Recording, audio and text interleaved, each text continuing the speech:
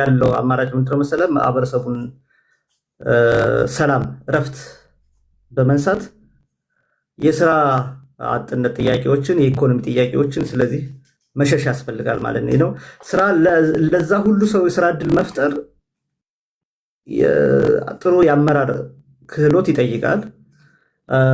ሙስና ማጥፋት ያስፈልጋል። ወደፊት ዘመኑን የዋጀ በጣም በርካታ ሰዎችን ሊቀጥሩ የሚችሉ የኢንዱስትሪ ዘርፎችን እየመረጡ በሀገሪቱ ማስፋፋትን ይጠይቃል። ለምሳሌ የጨርቃጨርቅ ኢንዱስትሪዎች ነው በርከት ያሉ ሰዎችን ሊቀጥሩ የሚችሉ ከፍተኛ የሰው ኃይል ሊሉ የሚችሉ። ነገር ግን የአብይ አስተዳደር ስለዚህ የሚገኘውን ገንዘብ በሙሉ ወደ ጦርነት ነው እንትን የሚለው። የግዴታ አንደኛውን ጦርነት የቋጨ ሲመስለው ሌላኛውን መክፈት አለበት። ስለዚህ በአማራ ክልል ላይ አንደኛው የተከፈተበት ያኛው ሊሆን ይችላል የሚል እምነት አለ። ምክንያቱም የስራ ዕድል መፍጠር ካልቻል አንደኛ ስራ አጥ ሊሆኑ የሚችሉ ወጣቶችን በጦርነት እና በሞት ነው ላይ አሁን ለምሳሌ በልና በሰሜኑ ጦርነት ኦልሞስት ወደ 1 ሚሊዮን የሚጠጉ ሰዎች በሁሉም በኩል አልቀዋል ተብሎ ይታሰባል። ለ1 ሚሊዮን ወጣት የስራ ዕድል መፍጠር አንድ ነገር ነው። አይችልም። በአብይ አስተዳደር በኩል ያን ያክል ሰው አይቻልም የስራ ዕድል መፍጠር። የስራ ዕድል መፍጠር ካልቻል ግን 1 ሚሊዮን ሰዎች ማለት መስራት የሚችሉ ናቸው። እነዛ ወጣቶች የሞቱት ህይወታቸው ባጭሩ የተቀጨው ማለት ነው። ያንኑ ያክል ቁጥር ደግሞ ምንድነው ፐርማነንትሊ ዲስኤብልድ የሆኑ ወይም ደግሞ በቃ ሙሉ በሙሉ አካላቸው የጎደለ ወይም ደግሞ ሰርተው ማድረግ የማይችሉ ሆነዋል ማለት ነው። ስለዚህ ለዚህ ሁሉ ለ1 ሚሊዮን ሰው ስራ ዕድል ከመፍጠር 1 ሚሊዮን ሰው ከጨረስክ ስራ ሊፈልግ የሚችል ወይም ደግሞ የስራ አጥነት የዳቦ ጥያቄ ያለበት ወጣት ነው እያለቀ ያለው አይደለ? ይሄኛው አንደኛው ነገር ነው። ሌላኛው ምንድነው ከህወሓት ኃይሎች ጋር የአማራ ኃይሎች የህወሓት ኃይሎች እስከሚዳከሙ ድረስ ያንን ሰላማዊ እረፍት ቀስ በቀስ ማለት ነው መጀመሪያ አንደኛውን ከዛ በኋላ ሌላኛውን እያደረጉ የፖለቲካና የኢኮኖሚ ውድድር ውስጥ ሊገባ የሚችሉ ኃይሎችን በዛ መልኩ ካዳከመ ጥሩ ነገር ምንድነው ለሱ ማህበራዊ እረፍት አገኛለሁ የሚፈልገውን አደርጋለሁ ብሎ ሊያስብ ይችላል። ሌላኛውና ዋነኛው ግን ምንድነው መሰለህ በጣም ትልልቅ ሜጋ የሆኑ ፕሮጀክቶች እየተሰሩ ያለውን አሁን ኤርፖርቱን ጨምሮ የደብረ ዘይቱን ኤርፖርት ጨምሮ ትልልቅ የኃይል ማመንጫ ግድቦች፣ ፋብሪካዎች፣ ኢንዱስትሪያል ፓርኮች ምናምን እየተሰሩ ያሉት የማዕድን ማውጫ ስራዎች እየተሰሩ ያሉት በሙሉ ከአዲስ አበባ ወደ ደቡብ በኩል ነው። በተለይ በኦሮሚያ ክልል ነው አብዛኛው ነገር እየተሰራ ያለው ማለት ነው። ለምንድን ነው ያን እያደረገ ያለው? አማራ ክልል ለምሳሌ ሰላም ስለሌለ ነው ይሄንን እያደረኩ ያለሁት ይላል ነው። ትልልቅ የመንገድ ፕሮጀክቶች እየተሰሩ ያሉት ከአዲስ አበባ ናዝሬት፣ ከድሬዳዋ ገዋኔ፣ ከአዲስ አበባ ሐዋሳ ምናምን ነው ትልልቅ ሃይዌዎች እየተሰሩ ያሉት ማለት ነው። ወደ ላይ ግን መስራት አይቻልም። ለምንድን ነው ተብሎ ሲባል ፋኖ በቃ ጦርነት ስላለ ምናምን ነው የሚለው። አንድም ከዚህ ግባ የሚባል ባለፉት 8 ዓመታት ውስጥ አማራ ክልል ላይ ለምሳሌ የተሰራ ፕሮጀክት የለም። የባቡር ሀዲድ ወደ መቀሌ የሚሄደው በወልዲያ መቀሌ የሚሄደው ነበር። እሱ 90 በመቶ ኦልሞስት የተጠናቀቀ የሙከራ እንትኖች እንቅስቃሴዎች የነበሩበት የሙከራ ባቡሮች ሁሉ ይሄዱበት ነበር በሀዲዱ ላይ። ያ ሙሉ በሙሉ ወድሞ ኦልሞስት ዜሮ ሆኗል። እንደውም ባለፈው አያዋጣም የሚል ማለት የልጅ እንትን በጣም ኪሳራ ነበር። አናደርገውም አይነት ነገር ነው። ሰው አናደርገውም ነበር ማለት ኦልሬዲ መፍራሱ ትክክል ተፈልጎ እንደሆነ ነው የምትመለከተው ማለት ነውና ያን የመሳሰሉ ነገሮች አሉ። ትልልቅ የመስኖ ፕሮጀክቶች የተሰሩት አሁን በኦሮሚያ ወይም ባለፈው እንደምን ሲል በአማራ ክልል ወደ እጥፍ ሆኗል አለ። የግብርና ምርት በተሰራ የመስኖ ፕሮጀክቶች አለ። በአማራ ክልል ላይ የተሰራ የመስኖ ፕሮጀክት የለም። ሁሌ ብዙ ጊዜ እንትን የሚላት ነገር ምንድነው የመገጭ እና የርብ ይላል። መገጭ ፕሮጀክት እስካሁን አላለቀም። ለጎንደር ከተማ ውሃ እንኳን ማቅረብ አልቻለም ገና እስካሁን ድረስ ማለት ነው። እንኳን ለመስኖ ሊውል ማለት ነው። የአማራ ክልል ሆነ እንኳን ከመገጭና ከርብ ላይ እንኳን እንደዛ ግድቦች መስኖ ተሰርቷል ቢባል ሁለቱ ቦታዎች ላይ ብቻ ማለት ሁለት ወረዳ ለምቶ የአማራ ክልልን እጥፍ ሊያደርግ የሚችል የመስኖ ስራ አልተሰራም። ውሸት ነው አብዛኛው ነገር እንትን የተባለ ማለት ነው። በጣም ትልልቅ ወንዞች አሉ ኢትዮጵያ ውስጥ ካሉት አብዛኛዎቹ ወንዞች ማለት ነው በብዛት ማለት ነው። ሃይላንድ አካባቢ ስለሆነ አማራ ክልል ላይ ነው የሚነሱት አባይን ጨምሮ ማለት ነው ትልልቆቹ ወንዞች። ግን አንድም አይነት የመስኖ ግድብ ስራዎች አልተሰሩም። መገጭና የርብ ቀደም ብሎ የተጀመሩ ናቸው የነበሩ ማለት ነው።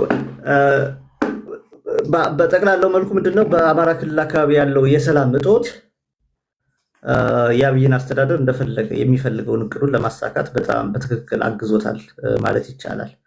ኮንፊውዝድ ምንድነው ኮንቪንስ ለማድረግ ወይም ደግሞ ለማደናገርና ለማሳመንም በሚያደርጉት እንትን አማራ ክልል ላይ ሰላም ከሌለ ስለዚህ ለአማራው ኮንፊደንስ ኑሮት ሊቆም የሚችል አመራርም እንዳይኖር አድርጎታል። እንደዛ ከሆነ ደግሞ እነሱ የሚፈልጉትን ነገር ለማሳካት በእጅጉ ጠቅሟቸዋል የሚል እምነት አለኝ። ቴዲ በአንድ ወቅት ሙሌ በጻፍከው ጽሁፍ የጥፋት ዘመን የሚል አማራ ጭፍጨፋ ተፈጸሙበታል ትላለህ እና በጣም ኮንትሮቨርሲ የፈጠረ ነገር ነው። ምክንያቱም ጥናት አልተደረገም የሚሉ ወገኖች አሉ። አይ በተለያዩ መንገዶች የተረጋገጠ ነው 5 ሚሊዮን አማራ የለም ማለቱ ከዚህ በላይ ማሳያ ምን አለ? በአርባ ጉጉ በበደኖ ብሎ የሚከራከሩ አሉ እና አንተ ያ ጭፍጨፋ ተፈጽሟል ብለህ እንድታስብ ያደረገህ ምንድን ነው? በኢህአዴግ ዘመን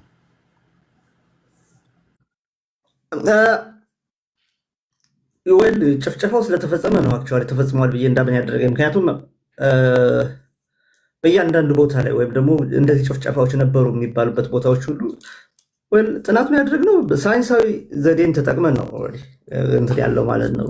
ሳይንሳዊ ዘዴ ማለት አንድ ሳይንሳዊ ጥናት ሊከተል የሚገባውን ነገሮች ሁሉ ያሟላ ስራ ነው የሰራሁት። እኔ ብቻዬን አይደለሁም፣ ሌሎችም ሰዎችን በዛ ቡድን ውስጥ በጊዜው የነበሩ እንትን ብለን በእኔ መሪነት ማለት ነው እንትን ብለን የሰራ ነው ማለት ነው። ስለዚህ በእያንዳንዱ ቦታ ላይ ጭፍጨፋ ተደርጎበታል በሚባለው ቦታ ላይ ማለት ነው ህይወታችን አደጋ ላይ ጥለን በእያንዳንዱ ዞረናል። ከበደኖ ጀምረህ እስከ ጉራ ፈረዳ ድረስ ማለት ነው። እስከ ጉራ ፈረዳ፣ ከመተከል እስከ ከማሽ አይ ቲንክ እንግዲህ ወልቃይት ሁሉ ሳይቀር ማለት ነው። እንደዚህ ያሉትን ነገሮች ሄደን ዙረን አይተን በጊዜው የነበሩ በሞት የተረፉ ሰዎችን ሁሉ ሳይቀር ያልተለቀሙ ሁሉ ማለት በየቦታው የቀሩ ሁሉ አጽሞቹ ሁሉ ሳይቀር የተነሱ ፎቶግራፎችን ሁሉ እነዛን ሁሉ ዶክመንት አናላይዝ አድርገን ነው እንግዲህ እንትን ያልነው። ከአፓርት ፍሮም ዛት ደግሞ ምንድን ነው መሰለህ እኔም በነበርኩባቸው በተለይ ባለፉት ጥቂት ዓመታት ተፈናቀለ በሚባል ለምሳሌ መተከል ላይ ሰዎች ሲፈናቀሉ አብሬ ሄጄ ውጡ ተብሎ ነው ማስታወቂያዎችን አማራ ተወላጆች ስም ዝርዝራቸው ላይ ወጦ እንትን እያልን ቤት ለቤት ቤት እየተቃጠለ እዛው እየሄድኩ አይቼ ማለት ነው ላይ ታስረንም ምን ብለንም ነው እንትን ያልነው እና አይተህ በፎቶግራፍ አስደግፈን በቪዲዮ ቀርጸን ሰርቫይቨሮቹን ደግሞ ከሞት የተረፉትን ወይም ደግሞ ቤተሰቦቻቸው ያለቀባቸው እነሱን ኢንተርቪው አድርገን በጣም እንደው ዝም ብለህ እንደዚህ በሰማ በለው ምናምን የተሰራ ነገር አይደለም። እንደዛ እንትን ያለው ማለት ነው። ሁሉንም ቦታዎች ዞረን አይተን ነው ያደረግነው። ያ ማለት አይ ቲንክ እንግዲህ ኢትዮጵያ ውስጥ በጣም ያልዞርኩበት ቦታ ያለ አይመስለኝም። ሁሉንም ቦታዎች ዞሬ በዛ መልኩ በአማራ ጭፍጨፋ ላይ ይደረጉ የነበሩትን ሰርቫይቨሮችን ሁሉ ሳይቀር አናግረን ማለት ነው አናግረን በጣም ከፍተኛ የሆነ መረጃ ሰብስበን ነው። መረጃው ማለት እኔ እንደውም አስታውሳለሁ እየሰበሰብኩት መረጃ 2-3 ኬሻ የሚሞላ ነው የነበረው እንትኑ ዶክመንቱ ማለት ኢትዮጵያ ውስጥ ይዞ የነበረው አብዛኛውን እስካን አድርጌ ምን ብለን ነው በስም ደረጃ ሁሉ ሳይቀር እኮ የሚታወቁ ናቸው እንትን ያሉትን በጣም ብዙ ደግሞ ከዛ ውጭ ደግሞ ምንድነው መሰለህ የኢሰመጉ የኢትዮጵያ ሰብአዊ መብት ጉባኤ የሚባለው የነ ፕሮፌሰር በሰሪ መስሪያ የእነሱ ሁሉ ዶክመንት አናላይዝ አድርገን ነው ማአሃድ በጊዜው የነበሩትን ዶክመንቶች የማዕድን ዶክመንቶች ሁሉ አናላይዝ አድርገን ነው በየትኛውም መልኩ አንድ ሳይንሳዊ ጥናት ሊከተል የሚችለውን ነገር ያሟሉ ስራዎችን ነው እንትን ያደረግነው። ኳሊቴቲቭ ስተዲ ነው ልትለው የምችለው በኳሊቴቲቭ ስተዲ ነው እንትን ያለው። በጥናት እንግዲህ ኳንቲቴቲቭ ኳሊቴቲቭ ሊሆን ይችላል። ያን ሁሉ ነው እንትን ብለን መርጠን የጥናቱን እንዴት አድርገን እንትን እንዳደረግ ነው። አንድ ለፒኤችዲ ዲዘርቴሽን ወይም ደግሞ ለማስተርስ ቴሲስ እንደዛ ልሰራ የምችለው አንድ ጥናታዊ ጽሁፍ ሊከተላቸው የሚችሉትን ነገሮች ሁሉ ያሟላ ስራዎች ነው። ማንም ሰው ያንን ዲፌንድ ማድረግ የሚችል ያለ አይመስለኝም። አልተደረገም አይ ቲንክ ሲባልም ሰምቼ አላውቅም። እውነት ለመናገር ጥናቱንም ክሬዲቢሊቲ አሜን የጠየቀ ሰው እስካሁን ሰምቼ አላውቅም። እውነት ለመናገር ቴዲ አማራ ላይ የሐሰት ትርክት፣ ጄኖሳይድ፣ ኢሰብአዊ ድርጊት፣ መፈናቀል ተፈጸሙበታል ብለህ ታምናለህ? ካመንክ ማን ነው የፈጸመው ብለህ ታስባለህ? ወይም ደግሞ ዋናው ማስተር ማይንድ የዚህ ሁሉ አድራጊ ፈጣሪ? ያ እንግዲህ አሁን የአንድ ሰው ለምሳሌ የዘር ማጥፋት ወንጀል ተብሎ ሲባል በዩኤን የጸደቁ እንትኖች አሉ፣ ደረጃዎች ማለት ነው። ለምሳሌ መጀመሪያ ላይ ስም ታወጣለህ። ምንድን ነው የሚባለው? በነገራችን ላይ ምንድነው መሰለህ ይሄንን እንትን ለማለት የአማራ ላይ ለምሳሌ የዘር ማጥፋት ወንጀል ተፈጽሞበታል የሚባለውን ነገር እንትን ለማለት ከሌሎች ሀገሮች ሁሉ ሳይቀር ተጉዘን ማለት ነው። እውነቱን ነገር ተጉዤ ለምሳሌ ሩዋንዳ ሄጄ ነበር። ሩዋንዳ ሄጄ የዚህ የሁቱና ቱትሲ በመቶ ወደ 800 ምናምን ሺህ የተጨፈጨፉበትን ሙዚየሙን አይቼ ሙዚየሙን ማየትን ብቻ አይደለም ጭፍጨፋ የሚባለውን ነገር በምን መልኩ ሂዶ እንደነበረ እንትን ሁሉ ያሉትን ነገሮች ሁሉ ከዛ ጋር ሁሉ ለማነጻጸር ሞክሬያለሁ። ሩዋንዳዎች ላይ የተደረገው ማለት ነው። ሩዋንዳ ውስጥ በአጭር ጊዜ ውስጥ ወደ 800 ሺህ ሰው አካባቢ ነው ያለቀው ማለት ነው። በርካታ የእነሱንም በርካታ ጽሁፎችንም አንብቤያለሁ። ፊልሞችም ይሄ ሆቴል ሩዋንዳን ጨምሮ ለማየት ሞክሬያለሁ። እነዛ ላይ የተደረጉ ነገሮች በአማራ ላይም ከዛ የሚያንሱ አይደሉም የተፈጠሩት። ምናልባት ሩዋንዳ ላይ እንትን የሚለው ነገር በአጭር ቀናት ውስጥ በሁቱና ቱትሲ እንትን ሲሉ በመቶ ቀናት ውስጥ ያን ያክል ሰው ሲያልቅ መሆኑ ካልሆነ በስተቀር በአማራ ላይ ባለፉት ሜይ ቢ 50 ዓመታት ከዛ ያላነሰ ሳይሆን በእጅጉ የበለጠ ነገር ነው የተደረገው። ሁሉንም ደረጃዎች ያሟላል። አሁን እዛ ላይ ምንድነው መሰለህ ኮክሮችስ እያሉ እንትን ይሏቸው ነበር። ለምሳሌ ምንድነው በረሮች እያሉ ነበረ ሁቱ አጌንስት ቱትሲ ሲጨፋጨፉ የነበር ነው። ሰውን ሌብል ታደርገዋለህ መጀመሪያ ላይ እንትን ስትለው ሴም ወይ አማራው እንትን ሲሉ የነበር ለምሳሌ በተለያየ ቦታ የተለያየ ስያሜ ይሰጠዋል ነው። አሁን ህዋቶች ለምሳሌ ሀድጊ ምናምን እያሉ ይሄዳሉ። አሁን ሰውን ከሰውነቱ አዘልለህ የእንስሳ ባህሪ ትሰጠዋል። አየህ እንደዛ ብለህ ማደን ነው እንትን ትለዋለህ። በኦሮሚያ ውስጥ በተለያዩ አካባቢዎች ደግሞ ምንድን ነው የምትለው ነፍጠኛ ይለዋል። ሰፋሪ ነፍጠኛ ምናምን እያልክ በጣም በርካታ እንትኖች ነው የነበሩት። በነገራችን ላይ መሰለህ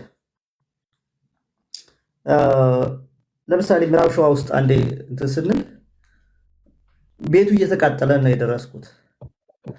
ቤቱ እየተቃጠለ ቤቱ ሳይጠፋ አይ ቲንክ እንደዛ በተለይ ከ2000 በፈረንጆች አቆጣጠር ከ2011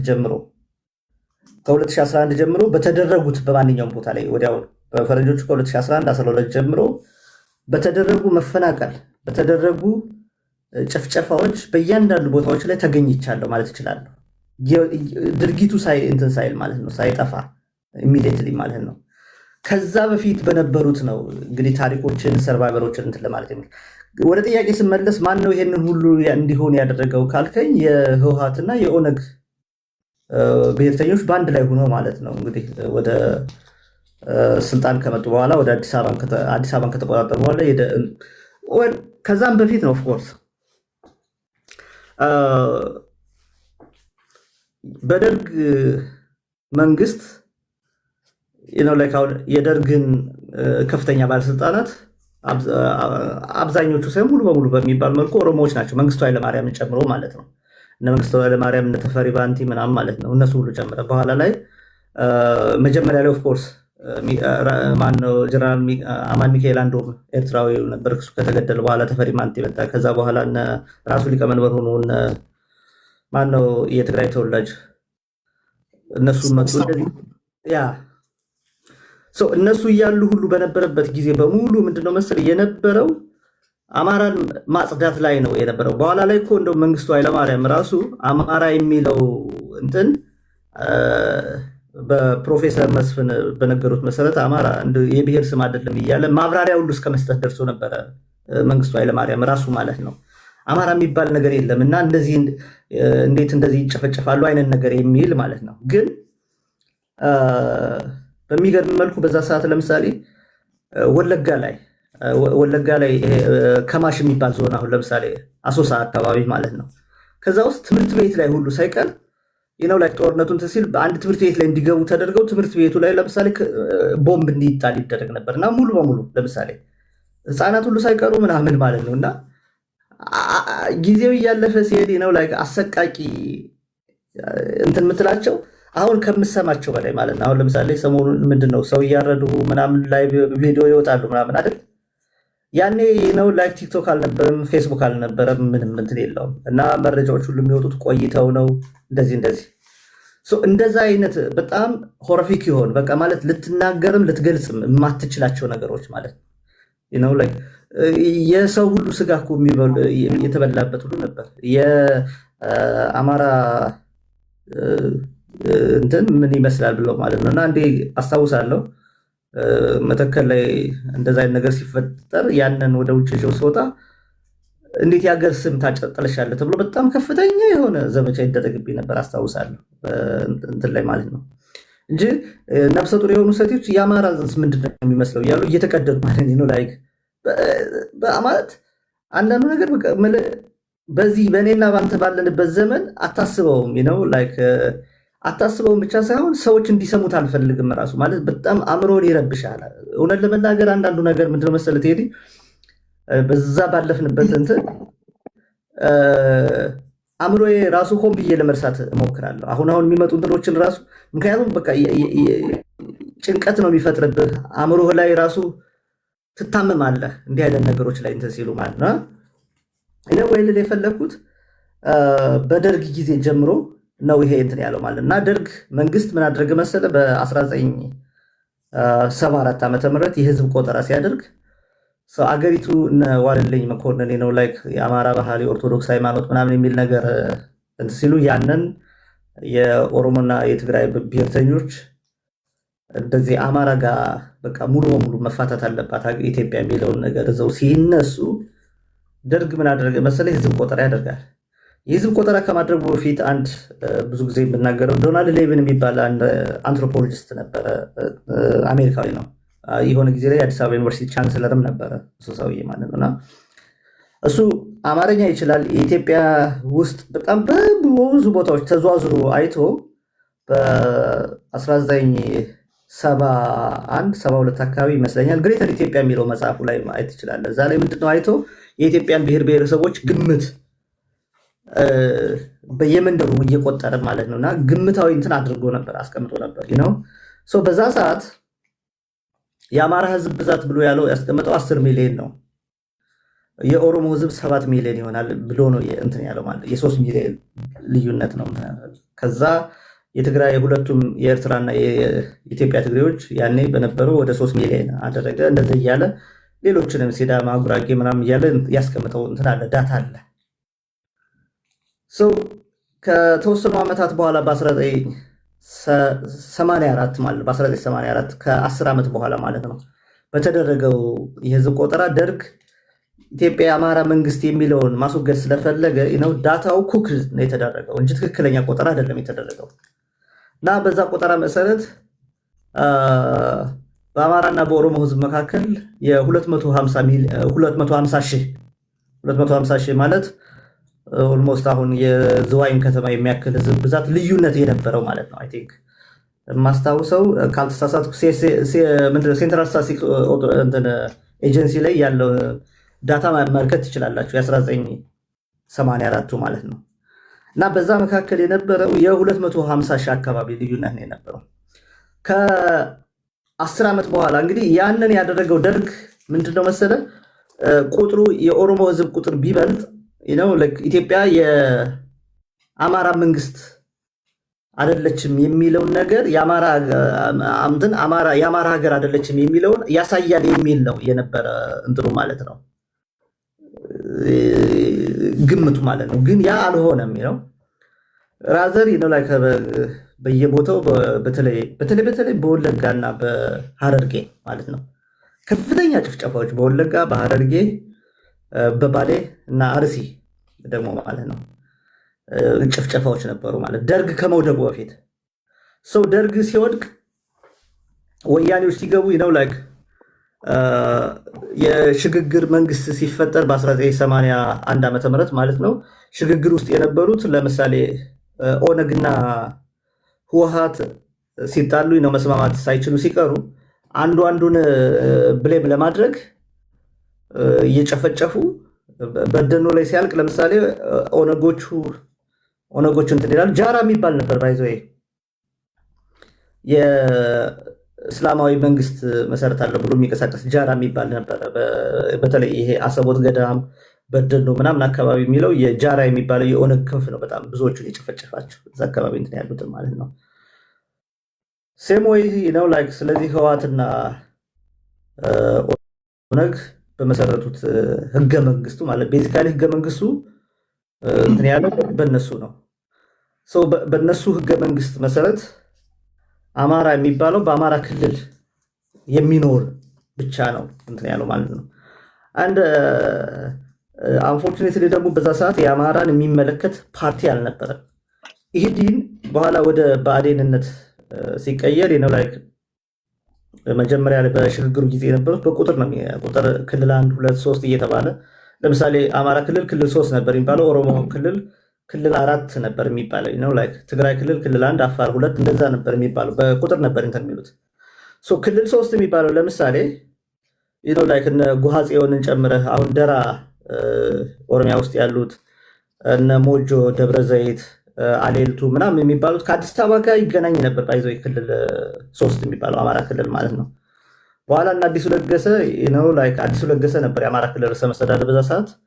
እነ ጉሃጽዮን እነዚህ ለፍትህ ለማግኘት በሚል ማለት ነው እና ከባህር ዳር የራቁ ስለሆነ ወደ ኦሮሚያ ክልል ይመለሱ የሚል እንትን አመጡ ማለት ነው። ወደ ኦሮሚያ ክልል ይሁኑ ተባለ ማለት ነው።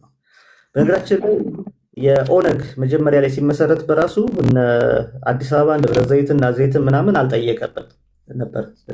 የኦሮሚያ ክልል ናቸው ብሎ አልተላላለም ነበር። በኋላ ላይ ነው እንትን ብለው ኦፍኮርስ እስከ ደብረ ብርሃን ምድው ነበር መጨረሻ ላይ እና ያ ነው የነበረው። ስለዚህ እነሱ የመሰረቱት ህገ መንግስት ነው በተለይ አማራውን አገር አልባ አድርጎ ማለት ነው። ከዛ በኋላ ነው ላይ ክልሎች የመሰረቷቸው ራሳቸው ህገ መንግስት ስትመለከት ለምሳሌ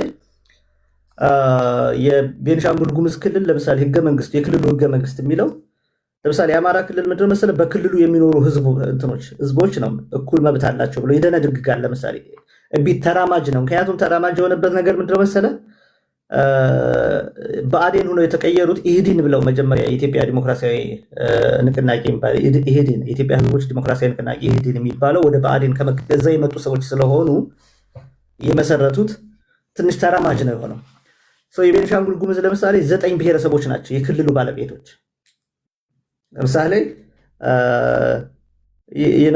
አሁን ለምሳሌ ሌሎች 9 ብሔረሰቦች የሚባሉት ወደ 50% ቢሆኑ 50% የሚሆነው አማራ ነው። አማራ ኦሮሞም አለ እንትን አገውም አለ ምናምን ዞሬም ስላየሁት ነው የምነግርህ። ይሄ መተከልን ከማሽን አሶሳ ዞን ሶስቱንም ዞኖች አውቃቸዋለሁ። አይ ቲንክ አሁን በስተው ካልሆኑ ያን ጊዜ 3 ነው የነበሩት። 800,000 ሰው አካባቢ ነበር የሚኖርበት በዛ ሰዓት። ያ ክልል እንግዲህ ለ9 ብሔረሰቦች ነው የሚኖሩት ማለት ነው። 50% የሚሆነን የክልሉን ህዝብ የነዋሪነት እንትኑ ክዶታል። የክልሉ ባለቤት አይደለም።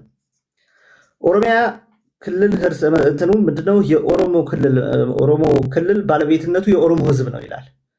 ለምሳሌ በመጨረሻ እንኳን ማለት እየተዳከመ መጥቶ በነበረው የህዝብ ቆጠራ በ2007 የመጨረሻው የህዝብ ቆጠራ ላይ በነበረው የኦሮሚያ ክልል ላይ 11% የሚሆነው የአማራ ተወላጅ ነው የነበረው። 11%ቱ ሀገር የለውም ማለት ነው። የክልሉ ባለቤት አይደለም ማለት ነው። እነዛ እኮ ሰርተው የሚኖሩ ግብር የሚከፍሉ የክልሉ ፋንክሽን የሚያደርግ እነሱንም የሚገላቸውንም ወታደር ቢሆን ደሞዝ የሚቀልቡ ናቸው የሚቆርጡ ናቸው እነሱ። እንደዛ ነው የነበረው እና ይህንን ዝም ብለህ ስትመለከተው በቃ ከዛን ጊዜ ጀምሮ የነበረ ነው ያልተቋረጠ ነው። ከደርግ ጊዜ ጀምሮ በአማራ ላይ የነበረው ጭፍጨፋና ግጭት ማለት አንዳንዴ ተግ ሊል ይችላል። በኋላ በወያኔዎቹ ጊዜ በተለይ ምርጫ በደረሰ ሰዓት እንግዲህ አሁን አንተ አይ ቲንክ የሐዋሳ ልጅ ነህ እና ታውቀዋለህ። ሻሸመኔ ላይ ወደ ሻሸመኔ አርሲ ነገሌ ምናምን የተደረጉትን ጭፍጨፋዎች አይ ቲንክ ወይም ሰምተህም ይሆናል አትሊስት ከዛ ተፈናቅሎም ወደ ሐዋሳ የመጡ ሰዎችን ታውቅ ይሆናል። እና እንደዛ ነው የነበረው ልልህ ነው። ኦኬ፣ ወደ አሁኑ ልምጣ። አሁን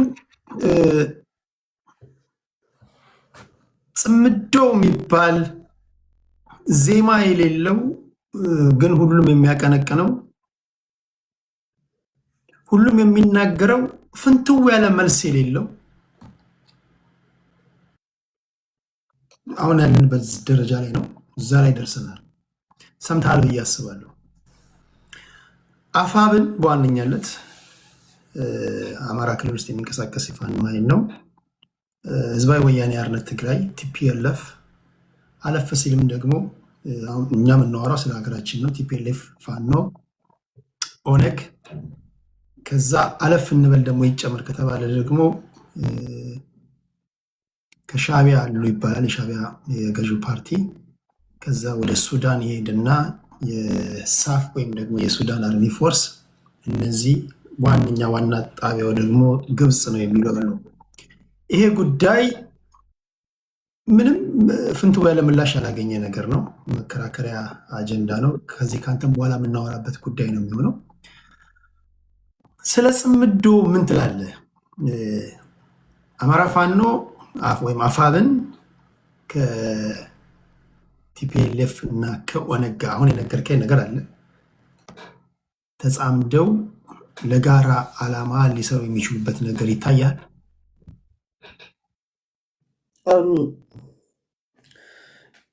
አይ ቲንክ በዚህ ጉዳይ ላይ በተደጋጋሚ ያለኝን አቋም ገልጫለሁ። ምልህ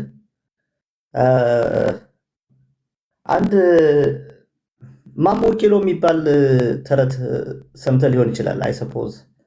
እና በማሞ ቂሎ ተረት ላይ ምንድነው መሰለ ከገደሉ ሰር ተኝተው ሰዎች ከላይ ትልቅ መርግ እየተንከባለለ ይመጣልና ነው በቃ ጋቢውን እንልበሰው ነው ላይክ ከድንጋዩ ከሚመጣው መርግ ለመዳን ማለት ነው ላይክ እንደዛ የሚያደርጉ ሰዎች ነው የሚመስሉኝ። እነዚህ በቃ የማሞ ቂሎ አይነት ነገር ነው ጨዋታው። እንደው አንደኛው ማለት ምንድን ነው የሚባለው ለምሳሌ አንድ በሁለት ክፉ አራዊቶች ላይክ በክፉ አራዊቶች ሁለት ክፉ አራዊቶች የምትታደን እንስሳ ለምሳሌ ሚዳቁን በላትና ጅብም ይበላታል፣ አንበሳም ይበላታል። ሰው በየትኛው ልበላ ብላ ከመምረጥ የዘለለ ላይክ እንደዛ ነው የሚታየኝ። አሁን ለምሳሌ አሁን እንግዲህ ከህወሓት ጋር ተጣምደናል የሚሉ ሰዎች የሚመስለኝ ይሄ ነው አንድ እንትኑ ማለት ነው። ከዛ ውጭ ግን ምንድን መሰለህ አንደኛ ነገር ላይክ ይሄንን እንትን ለማለት ማለት በድፍረት ነው የሚሄድበት። እኔ ማንንም እንትን ለው የሚችለው ነገር አይደለም ላይክ በመሳደብ ምን በማለት ምናምን እንዲህ አይነት ነገር ቅድም ስለ የነበረው ነው። እነዛን ነገሮች በየጊዜው ታክቲክ እየቀያየሩ የሚመጡ ሰዎች ሊኖሩ ይችላሉ። እኔ ያንን ምንም አይዶ ማይንድ በማንም ሰው ደሞዝ አልኖርም። እኔ ማንም ሰው እንትን ሊለኝ አልችልም። ስለዚህ ነፃ ሁኜ ነው ሀሳብ እንትን ልል የምችለው ትክክለኛውንና ለአማራ ህዝብ ይጠቅማል ብዬ እንትን የምለውን ነው የማደርገው ማለት ነው። እና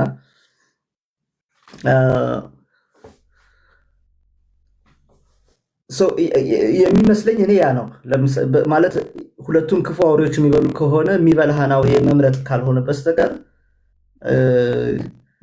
ከህወሓት ቁም ነገር ይገኛል ብለህ ማለት አስቸጋሪ ነው። አይደረግም፣ በፍጹም ሊሆን አይችልም። እንደዛ የሚመጣ አይደለም።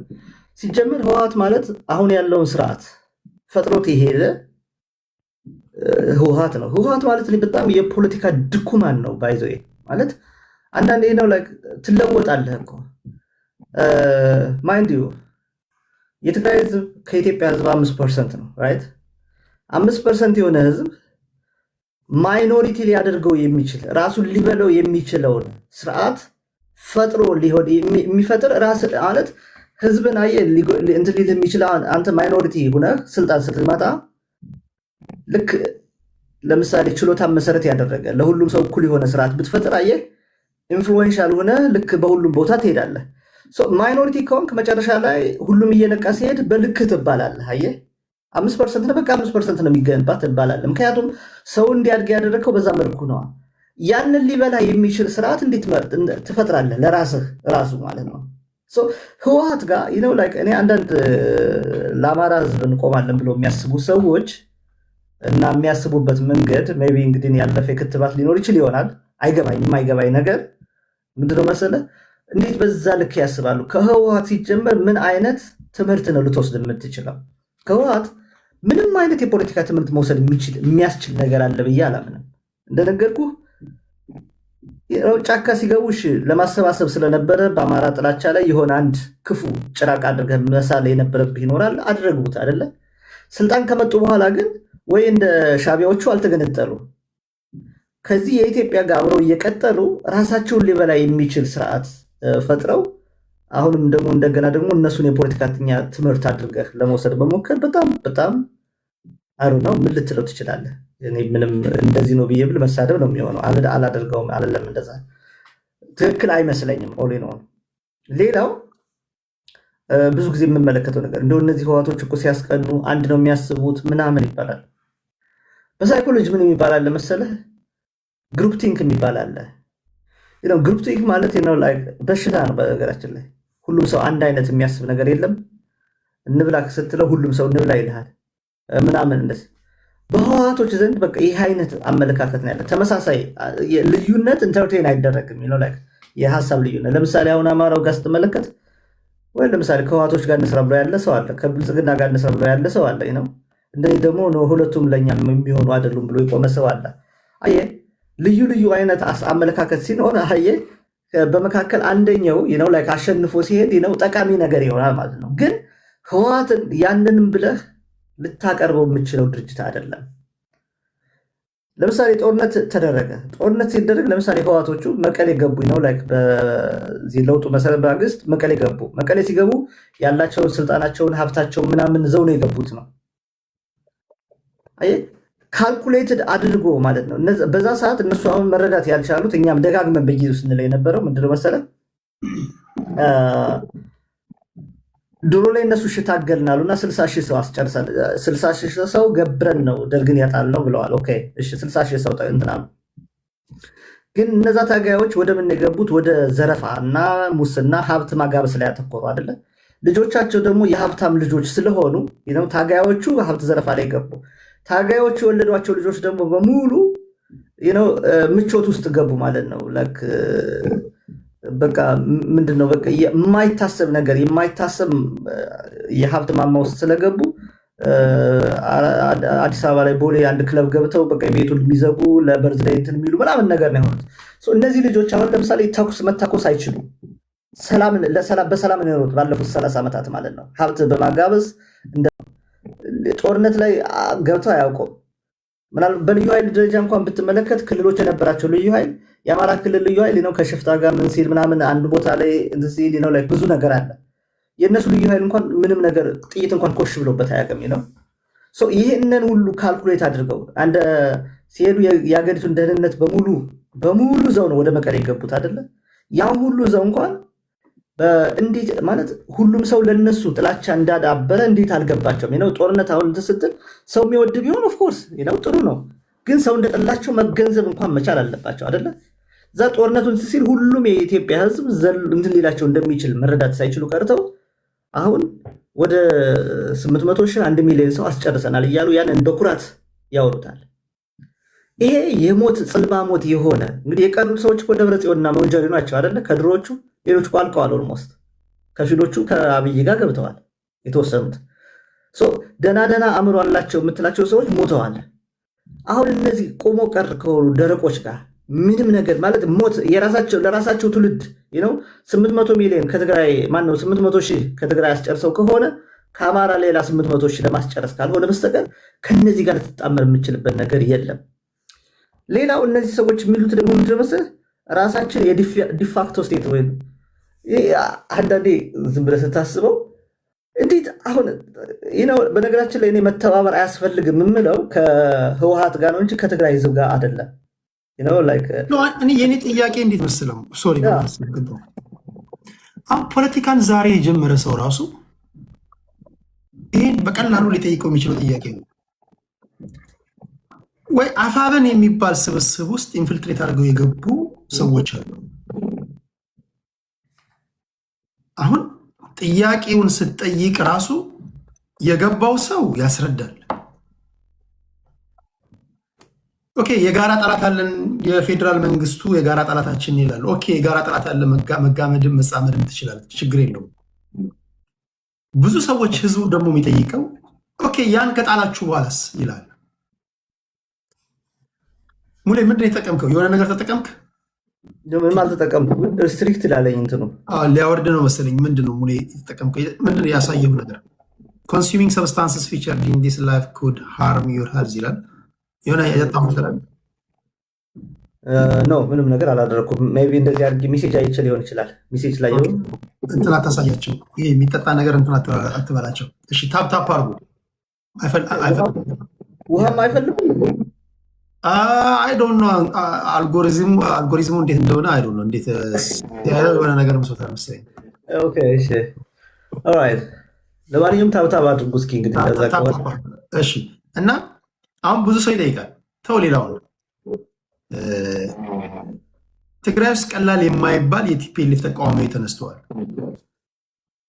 ተራማጅ አስተሳሰብ ያላቸው በአዲስ ኃይል ብልጽግናን አስወግደን ከኢትዮጵያ ሕዝብ ጋር ሆነን ብልጽግናን አስወግደን ወደ ስልጣን እንመጣለን የሚሉ ተራማጅ አስተሳሰብ ያላቸው አሉ። እነሱ እንኳን ቲፒኤልኤፍን እንዳስወግዱ አሁን የአፋብን ኃይሎች ነፍስ እየዘሩባቸው ነው። አሁን እንቅፋቱ ቲፒኤልኤፍን ለማይፈልጉ ሌሎች ኢትዮጵያውያን ብቻ ሳይሆን ኢቭን ለራሳቸው ለትግራዋይ ራሱ ባለፉት 7 ዓመታት ቲፒኤልኤፍ እንዲያደርገን ተብሎ መከራችንን አየን ይላሉ። ባለፈው እና አሉላ ነው እዚህ ጋር ብያቸው ነበር። አሁን ቲፒኤልኤፍ አገር ውስጥ ክልሉ እንኳን ማስተዳደር ስላልቻለ ልንቀይረው ስንነሳ መጡና ነፍስ ዘሩበት። እኛ ራሱ መከራ ውስጥ ገባን ይላሉ። እና ህዝቡ የሚጠይቀውን ጥያቄ መመለስ ይችላሉ ብለህ ታስባለህ? ከየት የመጣ ነገር ነው እንደዚህ ነገር? እንደኔ አሁን ምንድነው መሰለህ እንግዲህ አሁን ፋኖቹ ቢያንስ ኦፊሻል የሆነ ከህወሓት ጋር እንደዚህ አይነት ስምምነት ደርሰናል የሚል ያየሁት ነገር የለም። በዛ ላይ ኮሜንት ማድረግ አልችልም ባላየሁት ነገር ላይ። ግን አስረስ ማለት ተናግሯል። ጥምረት አለ ብሎ ከመሳይ ጋር በነበረው ቆይታ ተናግሯል። ኦኬ አይ ቲንክ ማድመጥ ነው። አሁን እስከ ቅርብ ጊዜ ድረስ አልተናገሩም ነበር። ከዛ በኋላ ግን በምን እንደተጣመሩ አልተናገሩም እንጂ ጥምረቱ እንዳለ ግልጽ ነው። ምንም ጥያቄ ነው ማለት ነው። አሁን እንግዲህ ጥምረቱ በምን ሁኔታ ላይ እንዳለ እነዛን ማየት ይጠይቃል። ምክንያቱም እንደዛ ዝም ብለን ሳና የሆነ ነገሮችን እንትን ብንል ጠቅላላ የሆነውን ግን ሳላይ መፍረድ አልችልም። ባየሁት ነገር ላይ ነው እንትን ብለው እኔ በጣም ፕራክቲካል እና ፕራግማቲክ ነው። ወደፊት ነው መሄድ መቻል አለብን የሚል እምነት አለኝ። አትሊስት በፋኖ ደረጃ እንደዚህ ነው የሚል ነገር ባላየሁት ነገር ላይ ያንን ልል አልችልም። ግን ፋኖን እንደግፋለን ብለው የሚሉ ሰዎች ማህበራዊ ሚዲያ ላይ የሚጽፉትን እመለከታለሁ። ትክክል አይደለም ብዬ አሁን እሺ፣ በምንድን ነው የተስማማ ነው?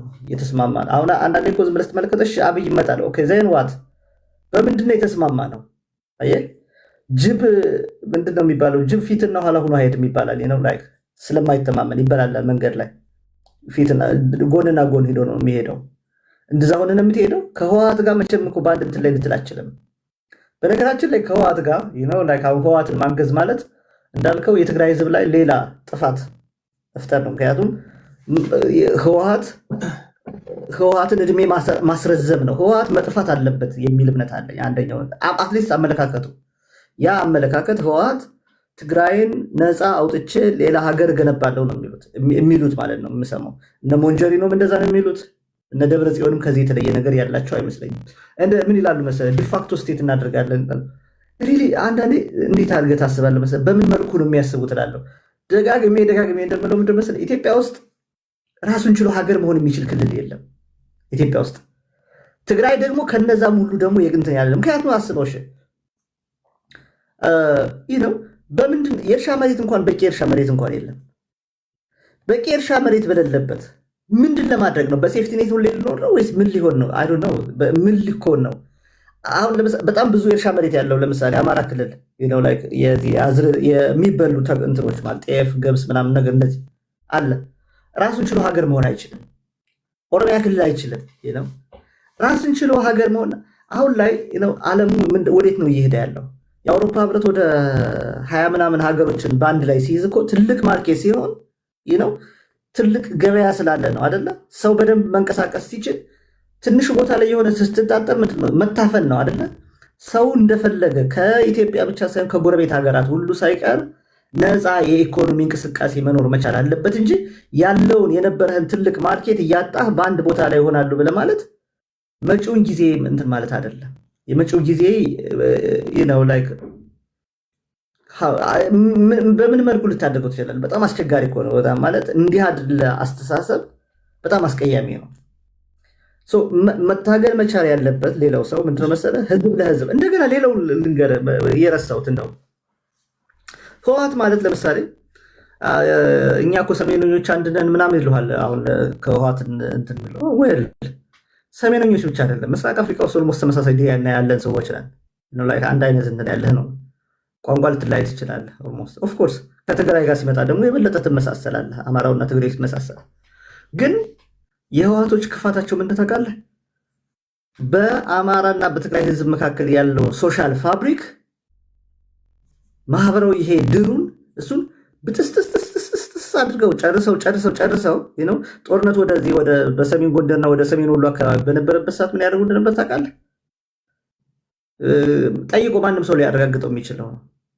መጠው እንኳን ምግብ በልተው ቤት ሰብረው ገብተው ገበሬው ቤት እንትኑ ላይ ሞሰቡ ላይ እና እንትኑ ላይ ሁሉ ተጻጻድተውበት እኮ የተመለሱ ናቸው ህወሓቶቹ ማለት ነው። ነገር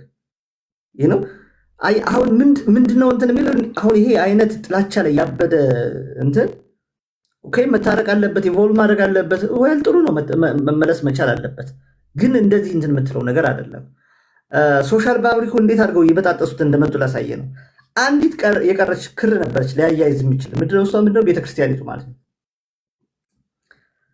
የትግራይ ሲኖዶስ አባ ሰለማ የሚባለው የተቋቋመው ብልጽግና ጋር ስለተጣላ ነው። ከአማራ ጋር ያለኝ ደም አንድ ያደረገኝ እንትን የሚለው ይሄ የለም የአማራን እንትን አንቀበልም ብለው አይደል እንዴ? እነ አባ ሰረቀ የሚናገሩትን እኮ መመልከት ትችላለህ። አየህ፣ አንድነት የሚፈልግ የፖለቲካ ኃይል ይሄንን አያደርግም። ማህበራዊ ድሩን ሁሉ ቆራርጠው ወደፊት ነው እንትን እያሉት ያለው። ከህወሓት ጋር የሚደረጉ ማናቸው እንትኖች በምን መልኩ ነው እንትን ያሉት ማለት ነው። ህወሓት አብይ አሁን ለምሳሌ በኦሮሞ ብልጽግና ከህወሓት ጋር በነበረው ጦርነት ሄደና የፕሪቶሪያ አኮርድ ሲፈረም ምንድነው ያደረገው? ፋኖን ወጋ ማለት ነው። ዘሴም ወይ አሁን ለምሳሌ በረስ ቀንቷቸው ማለት እንደ ጅብ ጎን ለጎን ሂደው እንጦጦ ሲደርሱ ህወሓቶች ምንድነው የሚያደርጉት? ከብልጽግና ጋር ነው እንትን ብለው ፋኖን የሚማቱት ማለት ነው። ብልጽግና ጋር መታረቅ ይሻላቸዋል። ዱ ዩ ቲንክ የህወሓት እኮ ከኦሮሞ ብልጽግና ጋር የሚያጣለው ነገር የለውም። አንድ የሚያጣለው ነገር ስልጣን ብቻ ነው። ባይዘው አዲስ አበባ በቃ ስልጣን እኛ ሳፖርኔት ሆነን መኖር አንችልም የሚል ነው እንጂ ከዚህ ገደል እኮ ነገር የላቸውም። ያችን የተወሰነ ሸር ቢያደርጓቸው ምንድን ነው ሌላ ምንም ነገር የላቸውም እኮ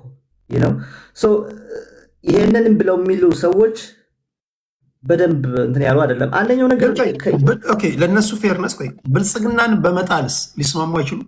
ለምሳሌ ብልጽግናን እናስወግደውና ከዛ በኋላ እንደ ፍጥርጥራችን እንሆናለን እንነጋገራለን ቢሉስ ታርጌታችን ማዕከላዊ መንግስቱ ነው ቢሉስ ታርጌታችን እያሉም ያሉ እኮ አሁን እዛ ማህበራዊ ሚዲያ የሚመለከቱ ታርጌታችን ማዕከላዊ መንግስቱ ነው።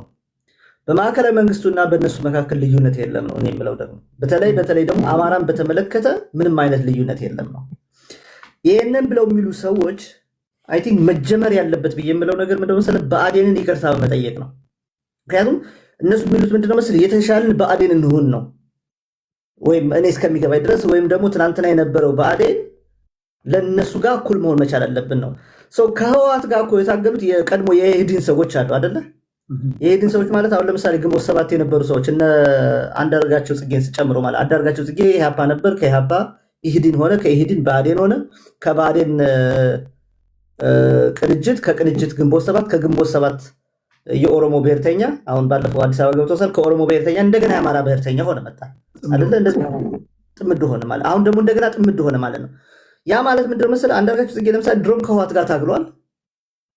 አሁንም ከህወሓት ጋር ነው እየታገሉ ያሉት። ኢትዮጵያ ፕሪሚየር ሊግ ላይ ማንዴላ የሚባል ተጫዋች አለ። ያልተጫወተበት ክለብ የለም። ማንዴላ በለው ኤግዛክት ኳስ ብዙ ፋን ስላለው አላውቀውም። አሁን የምትለኝ ግን አይ ቲንክ ዘ ሴም ዌይ ነው ማይንድ ዩ። ለምሳሌ እና አንዳርጋቸው ጽጌ በኢህዲን ነው እንትን ሲሉ ከብአዴን ጋር ኢህዲን ሆነው ከህወሓት ጋር አዲስ አበባ ገቡ ማለት ነው። ከዛ አዲስ አበባ ሲገቡ የብአዴን እንትን ብሎ አዲስ አበባ ስራ አስኪያጅ ሆነ እና የአማራ ህዝብ ከየት ወደ የት የሚል ጻፈና የብአዴንን ብሔርተኝነት ማለት ነው ለመመስረት እንትን አሉ። እነ ፕሮፌሰር አስራት በጎን ማዕሃድ ብለው እንትን ብለው አማራውን እልቂት እያሉ ባለበት ማለት ነው። ከዛ በኋላ ወጣና እንደገና የቅንጅት ጊዜ ደግሞ ተመልሶ ደግሞ ነፃነትን የማያውቁ ነፃ አውጪዎች ብሎ ሲጽፍ በዛ ሰዓት የዘውጌ ብሔርተኝነት ነው እንጂ ያለው ኢትዮጵያ ውስጥ ለምሳሌ አማራ የሚባል የለም፣ ኦሮሞ የሚባል የለም፣ ምንም የለም ነው የዛ የመጽሐፉ ነፃነትን የማያውቁ ነፃ አውጪዎች የሚለው መጽሐፉ ላይ ማለት ነው።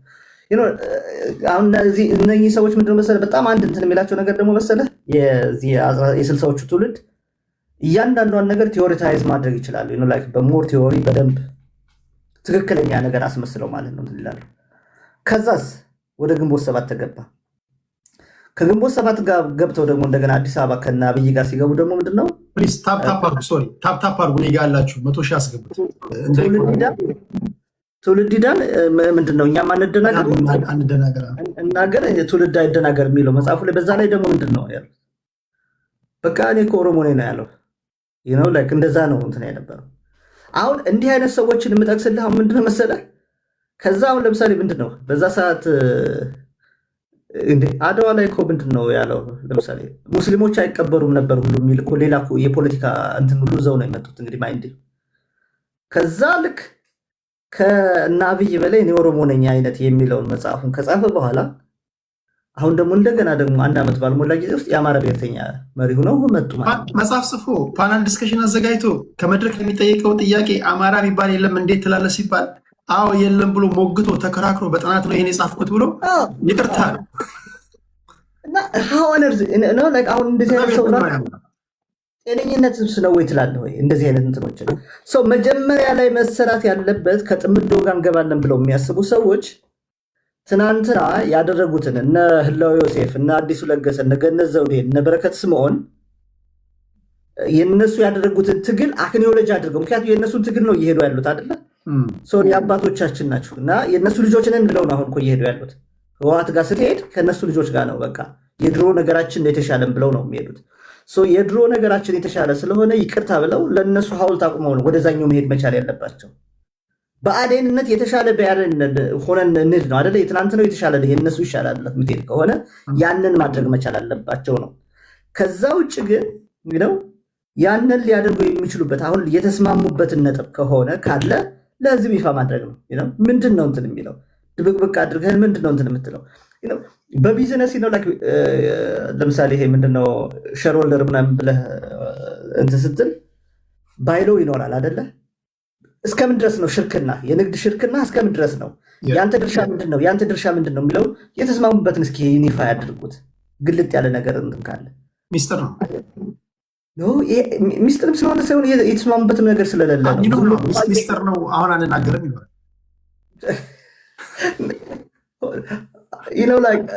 እንዲህ አይነት ነገሮች ናቸው። በቃ አሁን አየህ ሚስጥር ነው ምናምን። በነገራችን ላይ ይሄ እንትን እንደነገርኩህ ትግራይ ላይ 800 ሺህ ሰው አስጨርሷል ተብሏል አይደለ? ሌላ 800 ሺህ ሰው ምናልባት አማራ ክልል ለማስጨረስ ካልሆነ በስተቀር ይሄ ትግል የትም አይደርስም። እርግጠኛው የምነግርህ ነገር ማለት ነው። አንድም እንትን አይንቀሳቀስም። የአማራን ግዛቶች ታሪካዊ ግዛቶች የምትላቸው እንግዲህ እነ ወልቃይትን እነ ራያን ምናምን አስረክቦ ለመምጣት ምናልባት ግን አይሳካላቸውም። ይሄ እንትን የሚሆን አይደለም። ባይዘ ይሄ ከየትም ሊደርስ አይችልም። ፋኖ በዚህ ጉዳይ ላይ ካለበት ህዝቡን ህዛና ከዚህ ከማለት ግልጥ አድርጎ በዚህ ጉዳይ ላይ ተስማምተናል ብሎ እንትን ቢል ለመደገፍም ለመቃወምም ይጠቅመናል። ያንን ማድረግ መቻል አለበት ብዬ ገምታለሁ። የሰው ህይወት ነው እየጠፋ ያለው። አየህ የሰው ህይወት ላይ እየጠፋ ባለበት ሁኔታ ላይ እንደዛና ከዚህ ሁለት አሻሚ ነገሮች የምታደርገው ከሆነ እኮ ለምሳሌ በአዴናዊነት ሌሎች ችግሩ ምንድን መሰለህ? ለምንድን የምታደርገውን ነገር የምታፍርበት አምነህበት ከሆነ ግልጥ አድርገህ መሄድ ነው። በቃ ህወሓት ወዳጃችን ነው ራይት፣ እኛ ብአዴኖች ነን ብሎ መነሳት እኮ ይቻላል። ኦልሬዲ ያንን የምታደርግ ከሆነ በቃ ጀስት ዜን ወይ ለመደገፍም ለመቃወምም ይጠቅምሃል። ከዛ ውጭ ግን የሚሆን ነገር አይደለም ነው የሌትን። ክብራትና ክብራን፣ ነገ ከተሳካ ዶክተር ዳኛቸው አሰፋ ይመጣሉ። ካልተሳካ ለኔክስት ዊክ ይሸጋገራል። ጸባይ ካላችሁ ለእናንተ አመጣለሁ። ቅዳሜ እውቁና ታዋቂው ፖለቲከኛ ጀዋር መሐመድ ይመጣል። ከእሱ ጋር እንገናኛለን። አንድ ለአንድ ቆይታ እናደርጋለን በሀገራችን ወቅታዊ ፖለቲካ ዙሪያ። ሌላ እንዲቀርብላችሁ የምትፈልጉት ሰው ካለ እንትናን አቅርበው በሉኝ፣ አናግረን ወደዚህ ለማምጣት ሙከራ እናደርጋለን። በሀገራችን ጉዳይ ነው እያወራን ያለ ነው። ሙሌ ኢሮፕ ስላለ ሰዓት ለመቆጠብ ያህል ጥያቄ ለሙሌ ካላችሁ ሰዎች 4 ወይም የተወሰኑ ሰዎች ላስገባ። ይሄ በመከባበር የምናወራበት ቤት ነው። ክብራትና ክብራን፣ ይሄ ደረጃቸውን የጠበቁ ሰዎች የሚገኙበት ነው። ታውቃላችሁ፣ ለቃላት አጠቃቀማችሁ እንግዶችን ሳመጣ በጣም እናንተም ተከብራችሁ ነው የምትጠይቁት። ይሄን ታውቃላችሁ። ምናልባት ቲክቶክ ዛሬ ከሰዓት የከፈታችሁ ካልሆናችሁ በስተቀር ሌሎች እንኳን ነባሮች እንተዋወቃለን። ለሙሌ ጥያቄ ማቅረብ ፈልጋለሁ የምትሉ ማንኛውንም አይነት ጥያቄ ማቅረብ ትችላላችሁ። ከዛ ከፖለቲከኞች ጋር ጽምዶንና አዲስ አበባን ጉዳይ አስመልክቶ እንወያያለን። ታፕታፕ አርጉ፣ ሁላችሁም ታፕታፕ አርጉ። አቶ ልደቱ አያሌው ጽፌለታለሁ። አይ ቲንክ ቢዚ ሆኗል ሰሞኑን፣ ያሳውቀኛል ፍሪ ሲሆን። አቶ ልደቱ በጽምዶ ጉዳይ ለመጨረሻ ጊዜ የጽምዶን ጉዳይ አስመልክቶ ከላከልኝ ጽሁፍ ውጭ ከዛ በኋላ ተገናኝተን አናውቅም። ሌሎች ሰዎች ካሉ ወደ እናንተ አመጣለሁ። እሺ፣ እስከዛ ለሙሌ እስኪ ሙሌን የምታውቁ ሰዎች አለን የምትሉ ሰዎች፣ ሳሚ ቀኘ አለ እዚህ ጋር። በስልክ መጠየቅ ለምትፈልጉ ሰዎች ይኸው እዚህ ጋር መደወል ትችላላችሁ። ሌላ ለሙሌ እሸቱ ገጠሬው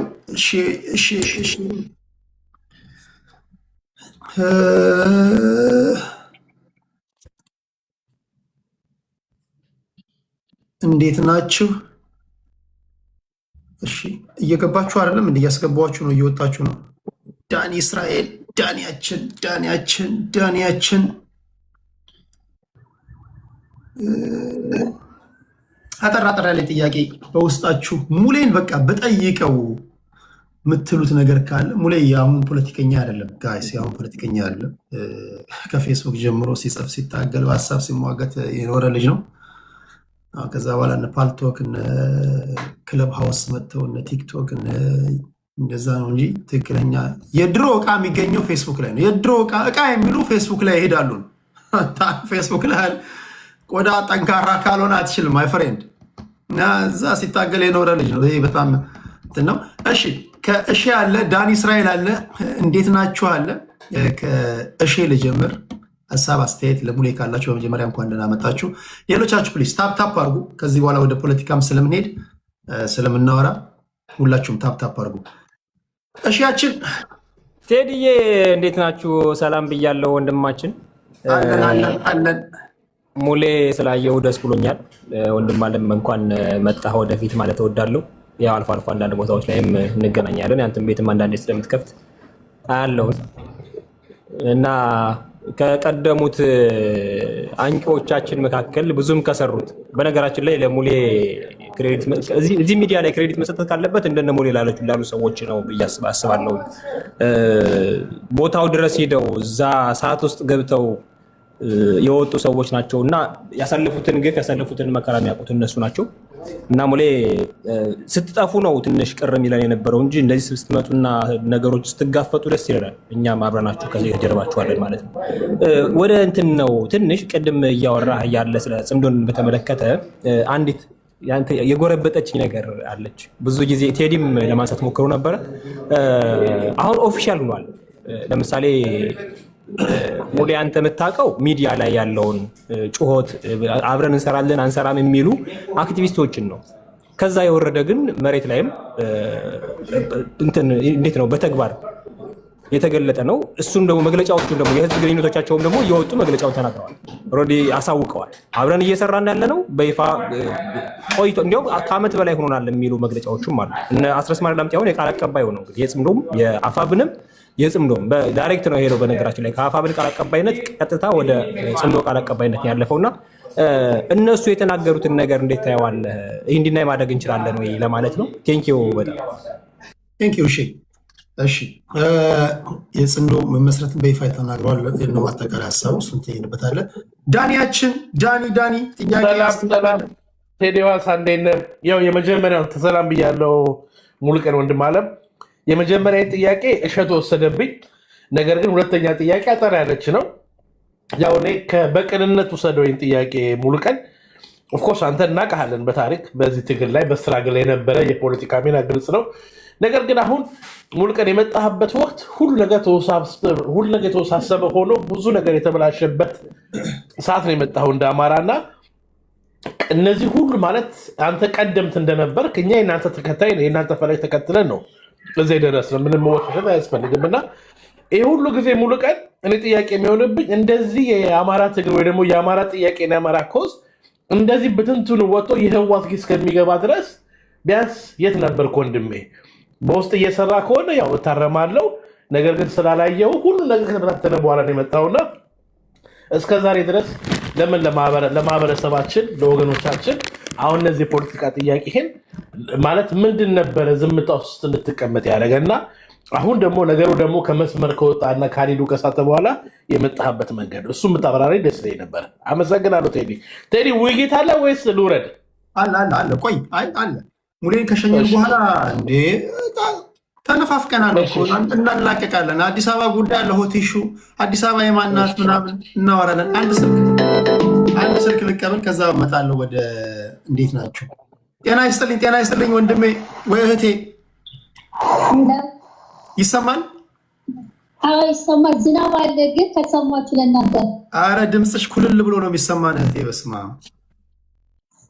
እሺ አመሰግናለሁ። ለእንግዳህ ማቀርበው ጥያቄ ነው። ከማን ብሔረሰብ ይቻላል? ከምን ስልክ እንደ አንድ ኢትዮጵያዊ መጠየቅ እፈልጋለሁ። ጠይቂ፣ ደስ ያለሽን ጥያቄ ጠይቂ። የባንክ አካውንቱን መጠየቅ ትችላለሽ ከፈለግሽ። እሺ በጨዋታ ብዬ ነው። ያው እኔ በሰውነቴ ራሴን አከብራለሁ፣ ችግር የለም። እና አሁን በንግግሩ አንዳንድ ወጣ እያሉ ስለሰማሁት ነው መፍትሄ ሲያቀርብ አልሰማውም። ሁለተኛ ነገር እንደሱ ባልጠልቄ ባላይም ከደርግ ጀምሮ ነው የሚለው ነገር ላይ ጥያቄ አለኝ። ሁለተኛ የቲፒኤልኤፍ መነሻውን ማኒፌስቶን አይቶታል ወይ? ለአማራ እንደዚህ መሆን ማለት ነው መሳደብ ምክንያቱ ቲፒኤልኤፍ ሆኖ እዛ ላይ ማብራሪያ ሚስጣይስ አላውቅም። ሌላው ፖለቲካውን እኔ የትግራይን ፖለቲካ ስከታተል ነበር። አሁን የአማራን ሰሞኑ ሳየው ንግግራቸው ትንሽ ይከብዳል። አውሬ ጨፍጫፊ መፍትሄ አያመጣው። ከውጭ ሆነ እኔ አማራ ብሔረሰብ የትግራይም አይደለሁም፣ ግን ምን እየሆነ ነው ብለህ ስትሰማቸው ፖለቲካ አይመስልም። አሁን ለምሳሌ ብልጽግና መንግስት ነው፣ ግን እንዴት ብለን እንኑ ሳይሆን የሚጠቀሙት ቃል አውሬ ጨፍጫፊ ሲሉ ሌሎችን አይጋብዝም። ትንሽ ከነቱ ጋር እኔ አማራ ሲገደል ስንሰማ ኢትዮጵያዊ ለምን ብሎ ወጥቷል። ግን አሁን ሳኖ አገር ውስጥ ራሱ የኔ ብሔረሰብ የራሴ ማህበረሰብ የሚለውን እኮ አንበርክኮ ሲገድል ቀረስ ሲል አሁን ስበርሳቸው ሲታኮሱ ይሄ ምን ማለት ነው? ይህስ አማራ እየተጎዳ አይደለም? እና ቃላቶቹ ትንሽ የሚጋብዙ አይደለም። አውሬ የሚለው እኮ የሆነ ማህበረሰብ ይወክለኛል ያለው ነው ብልጽግና፣ እና አጠቃቀማቸው አይጋብዝም ለማለት ነው። አመሰግናለሁ። እሺ ከልብ አመሰግናለሁ። መልሳቸውና ወደ እነሱ ተጠረጠረገ መልሳቸውና ከመጨረሻው እንትኑ የህዋትን ማንፌስቶ አይተዋል ምናምን ያልሽውን አይቼዋለሁ። ያው መጽሐፉ ላይ የጥፋት ዘመን ላይ ሁሉ ተቀምጧል፣ በደንብ እንደ ሪፈረንስ ሁሉ ተቀምጦ አለ እና አይ ቲንክ ያው ሁሉንም በአማራ ጉዳይ ላይ የተደረጉትን ነገሮች ለማውራት እንትን ቢባል ጊዜም አይበቃም። እና ጠቅለላ አድርጌ እንደው አልፎ አልፎ ስላደረግኩት ነው እንጂ ያለ ለማለት ያክል ነው። አይቼዋለሁ፣ ያልሽውን አይቼዋለሁ እንትኖቹን ማለት ነው። ሌላው ምንድነው የተወሰነ ጊዜ ጠፍተህ ለምን መጣህ የሚሉ ነገሮች ከሆነ በሁለት ሶስት ነገሮች ላይ እዚህም በፊት አይ ቲንክ የተለያዩ ቦታዎች ላይ ባደረግኳቸው ቃለመጠየቆች ተናግሬያቸዋለሁ። ግልና ከዚህ በፋኖ በኩል የነበረው ሁኔታ ነው እንድጠፋ ያደረገኝ። አንደኛ በፋኖ በኩል የነበረው ሁኔታ በፊት ላይ እኛ አክቲቪዝም በምንሰራበት ጊዜ ነው ላይክ ሲቪል ዲስኦቢዲየንስ ላይ ወይም ደግሞ ዲሞክራሲያዊ ትግል ላይ ነው ስናደርግ የነበረ ነው። መንገዱ ታዘግ እንደዚህ ምናምን ብል ነው የነበረ። ግን አሁን ላይ የነበረው የፋኖ ትግል ትጥቅ ትግል ነው። የህይወት መስዋዕትነት እንትን ይላል። የህይወት መስዋዕትነት በሚደረግበት ነገር ላይ ደግሞ ምንድነው ከመጥፋቴ በፊት ወይም ደግሞ በፊት የነበርኳቸውን ፌስቡክ ላይ ጻፏቸውን ብትመለከቱ ወደኋላ ሄዳችሁ ምንድነው የሚለው የዲያስፖራው ኢንቮልቭመንት እስካለ ድረስ የፋኖ ትግል ወደፊት አይራመድም። እንደ የእግር ኳስ ጨዋታ ነው ላይ ከሌ የሚባለው ሬንጅመንት እነ ከሌ ናቸው ምናምን እያለ ፋን እንትን በማለት እንደዚህ የእግር ኳስ ተጫዋች ምናምን በአንድ ገዝተህ ወደ ሌላ የምታዛውረው አይነት ነገር የለም። ከሌ ነው መሪ ከሌ ነው ምናምን የሚሉ ከእንደዛ አይነት በጣም እንትን ውስጥ መግባት የነበረው አሁን ባለፉት ጥቂት ዓመታት የነበረው ጭቅጭቅ እኮ ከሌ ነው መሪ ከሌ ነው እንደዚህ ነው ምናምን ነው የሚል የነበረ ነው አይደለ? ከዛ ላይ እኔ ራሴን የዛ ውስጥ አካል ማድረግ ስለማልፈልግ ነው። አሁንም አላደርግም። እንዲህ አይነት ነገሮች ላይ መግባት አልፈልግም። ዲያስፖራው ከፋኖ ትግል የፖለቲካ እንትን መውጣት አለበት ብዬ ገምታለሁ። ያንን ራሴ ማውጣት ስላለብኝ ነው ያንን ያደረግኩት አንደኛው ማለት ነው። ሌላው ትምህርት ላይ ዩኒቨርሲቲ ላይ ነው የነበርኩት። የነበረኝ እንትን ጊዜ የሚፈልግ ነበር፣ እንትን ማለት አልችልም ነበር ማለት ነው። ስለዚህ በእነዚህ ጉዳዮች ነው ለመመለስ ያክል ጥምዶን በተመለከተ እናስረስ ማረ እንትን ብለዋል። አይ ቲንክ ካደመጥኩት በኋላ ላይ የእሱ ምስል ይሻላል አስተያየት ባላየሁት ነገር ላይ እንዴት አድርጎ እንዳለ አይ ቲንክ ዛሬ ጠዋት አፍሪካ ሪፖርት ላይ የሚባል ነገር የተጻፈ አይቻለሁ። ለምን መሰላችሁ እንዲህ አይነት ነገሮች ላይ ማለት ነው አይ እነዚህ እናስረስ ማለት እንደዚህ ናቸው እነከሌ እንደዚህ ናቸው ምናምን ብሎ ነው ላይክ እንትን መስጠት እኮ ቀላል ነገር ነው። ለምሳሌ አንዱን ደግፎ መስጠት ሌላኛውን እንትን ማለት ነው። ግን ብዙ ጊዜ እኔ የማምንበት ነገር ምንድነው መሰላችሁ ባየሁትና በሰማሁት ነገር ላይ ኢቫሉዌት እያደረጉ ያንን ትክክለኛውን ነገር ሚዛናዊ የሆነ ነገር መስጠት ነው የሚሻለው ብዬ ስለማስብ ነው እንደዛ የማደርገው እና ባላየሁት ነገር ላይ አስተያየት በተለይ ደግሞ የፋኖ ትግል ጥንቃቄን ይጠይቃል አሁን ላይ ባለው ማለት ነው። ምክንያቱም ብልጽግናዎቹ ፋኖ እንድጨፈጭፍላቸው ይፈልጋሉ። ፋኖዎቹ እንትኖች አሉ ነው። ከዛ ላይ እኔ የምሰጣቸው አስተያየቶች ጥንቃቄ የተሞላባቸው መሆን መቻል አለባቸው ብዬ ስለማስብ ባየሁት ነገር ላይ ነው ልሰጥ የምችለው እና ካላችሁኝ አይ ቲንክ ይሄኛውን ላይ እንደጨረስኩ ደፍኒትሊ መለከተውና አስተያየት ሰጥበታለሁ። በትክክል የማይመስል መስሎ ከታየ ኦፍኮርስ ምን ዋይናት እንትን አስማረዳኛ አይደለም። እኔ ከማንም ሌላም ሰው ቢሆን ተቻለው በደንብ አድርጌ ማለት ነው። ግን ልየውና ላልመጣው መጀመሪያ የሰጠውን ማለት ነው። አመሰግናለሁ። እሺ ሌላ ከተነሱ ጥያቄዎች አንደታችን በስልክ የጠየቀች በንግግሮቻችሁ መሀል አውሬ ምናምን የሚሉ ነገሮችን ትጠቀማላችሁ። ይብዛ የሚነስር ህዝብ የመረጠውን አካል እንዲህ አድርገው ሲምቦላይዝ ማድረግ ጥሩ አይደለም እና ፖለቲካ ቋንቋ እንደዚህ ነገሮች ለምንድን ነው የማያወጡት? በተለይ ከፊት ያላችሁ ኤሊቶች ላይ የሚል ጥያቄ ጠይቃለች። ምን ትላለህ? ዌል አይ ቲንክ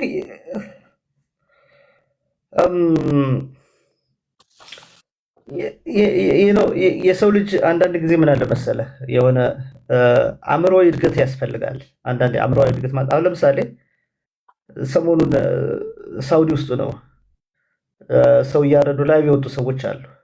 አሁን እነዚህን ሰዎች አውሬ ብትላቸው ምንድን ነው አይገባኝም። ሜይ ቢ አሁን ለምሳሌ አውሬ ብትላቸው አውሬዎቹ ራሱ እንደዚህ ያደረግ ነው ይላል። አንዳንዴ ላይክ የእኛ ሀገር ፖለቲከኞች በተለይ አሁን ለምሳሌ ሲጀምር ብልጽግና በዚህ ተመርጦ ምናምን የሚባሉ ነገሮች ዲሞክራሲ በሌለበት ላይ ይሄንን አላምንበትም እኔ እንትን ብሎች ማለት ነው። ከዲሞክራሲ ጋር መሄድ የሚችሉ አይደለም። ስለ ምርጫ የማውራት ሞራልም የላቸውም የብልጽግና ሰዎች።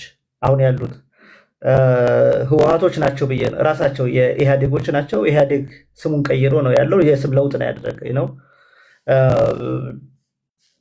የእንግሊዝ ሌበር ፓርቲ የሚባለው እንትን ሲል ኒው ሌበር ፓርቲ ብሎ ነው ላይ ራሳቸውን እነ ቶኒ ብሌር እና እነ ጎርደን ብራውን በመጡበት ሰዓት እንደዚህ ሪብራንድ አድርገው እንደመጡት አይነት እነዚህም ሪብራንድ አድርገው ራሳቸውን ለመሄድ እነሱ የሀሳብ የምን አምጥተው ነው። እነዚህ የሀሳብ ለውጥ እንኳን የለውም። ተመሳሳይ ነገር ነው። አየነው እኮ አሁን ላይ እኮ አይደለ በምክክር ኮሚሽኑ ብሔር ፖለቲካን እኮ ምንድን ነው መነጋግለው ይጥሉታል ምናምን እያለ ሲፎክር የነበረ ሁሉ ለሀጩ እንደዚህ ሲጠብቅ የነበረ ሁሉ ሳይቀር እኮ ነው አይደለ የህወሓት ያደረገው ነገር ነው የሚሻለን ብለው ሙሉ በሙሉ አንድ የአብይን ስልጣን ወደ ፕሬዚዳንት ከመቀየር የዘለለ እኮ ምንም ያሻሻሉ ነገር የለም አይደለ። አሁን ላይ ባለው በምክክር ኮሚሽን እያሉ ያሉት ሜቢ አዲስ አበባ ወደ ኦሮሚያ ትግባ የሚለው እንትን ከማለት የዘለለ የብሔር ፖለቲካው ይቀጥል ነው። ስለዚህ የህወሓትን ያለችው ነገር ተመችታናለች ነው ያንን ልናጣ አንችልም ብለው እየሄዱ ያሉት። ይሄኛው ባለበት ሁኔታ ላይ ከዲሞክራሲ ጋር ነው። አንዳንዴ ሰው ከእንስሳ ሊለይ የሚችለው እንስሳት በነገራችን ላይ የራሳቸውን ዘር አያጠቁም ብዙዎቹ ማለት ነው። በእርግጥ ይቺ ድመት ምንድነው ወዲያው እንደወለደች ፌጦ ካልተረጨባት የራሷ ልጅ ትበላለች ይባላል እንደሰማሁት። ከዛ የዘለለ ነው ላይክ ለእንስሳ ቀበሮን ቀበሮ አይበላውም። ጦጣን ጦጣ ሲያሽንት ሲለው አትመለከትም። ከኛ ሀገር ያሉት የብልጽግና የፖለቲከኞች ግን በሰው ደም ምንም የማይመስላቸው ሰው መሞት እየሞተ ዛፍ እንተክላለን ነው የሚለው አይደለ። እንዲህ አይነት ሰዎች አሁን ለምሳሌ አውሬ ብታያቸው በጣም አመለካከታቸው የወደቀ ነው ብለሽ ብትይ በምን መስፈርት ነው ከዛ ውጭ አሁን ከፍ አድርጎ እንደው በሰው ደረጃ ለማውራት የሚቻል? ሰውነት ምንድን ነው በራሱ? አገር እኮ ማለት አይ ቲንክ እኛ ሰዎቹ ነን አይደለ ስለ ሀገር ልታስብ የምችለው አብሮ አይ ቲንክ በጣም ብዙ ነገር መናገር እንችላለን። ያም ሆኖ ግን እንደዚህ አውሬ ምናምን የሚሉ ነገሮች ቅድም ለማመሳሰያ እንትን ከማለት የዘለለ ብዙም እንደዚህ አይነት ነገሮችን አውትሬጀስ የሆኑ ነገሮችን እንደውም ስንናገር እንትን አለም። ግን አውሬ ቢባሉ ራሱ የሚያንሳቸው ነው የሚመስለኝ እንጂ የሚበዛባቸው አይመስለኝም ለማለት ነው። የመጨረሻ ዙር የእነሱን ሀሳብ እንሰማና ሙሌን አሰናብተነው ወደ ቀለጠው መንደር እንመለሳለን። ዝግየት ብላችሁ ለገባችሁ ነገ ከተሳካ እንግዳ አድርጌ ማመጣላችሁ ዶክተር ዳኛቸው ይሆናሉ። ቴዲ ሐዋሳ የቴሌግራም ቻናል ላይ ቤተሰብ ያሉ ናችሁ፣ ቤተሰብ ሁኑ። ቅዳሜ በእርግጠኝነት ወደ እናንተ ሰዓቱን ነግራችኋለሁ። በእርግጠኝነት ወደ እናንተ ማመጣላቸው እውቁ አክቲቪስት በአሁን ሰዓት በሁሉም ኢትዮጵያውያን ጆሮ እየተሰጠ ያለ ሶሻል ሚዲያውን ተቆጣጥሮት ያለው ጀዋር መሐመድ ከሱ ጋር ቆይታ እናደርጋለን። ወይ ሌሎችም ካሉ ከኔክስት ዊክ በኋላ ነግራችኋለሁ። ለታፕታፓችሁ ለጨዋነታችሁ እግዚአብሔር ያክብርልኝ። ታፕታፕ እያደረጋችሁ ላላችሁ እዚህ ኮመንት ላይ ጠይቅልን የሚሉ አሉ። ሙሌ በንግግር ትመልሰዋለህ። ብር የተበደርካቸው አካላቶች አሉ፣ ብራችንን መልስ የሚሉ አሉ። እሱን ትመልሳለህ። ምንድን ነው አላውቅም። ሌሎቻችሁ እንዴት እዚህ ጋር ማን ነው ቴዲ አንድ ብራችንን መልስ የሚል ሰው ካለ እስኪ አንድ አስገባ። ምናልባት መናገር የሚፈልግ ካለ አለ። ለሙሌ ብር ያበደርክ አለ። የሀሜተኛ ህዝብ አለ። ብር ያበደርክ አስገባ። አንድ ሰው እስኪ መናገር የሚፈልግ እስኪ አንድ ቁጥር ጻፍ። ሲለቋችሁ መከራ፣ ሲይዟችሁ መከራ የታል አለ? አንድ ቁጥር ጻፍ። አይመጡም ቴዲ የሉም።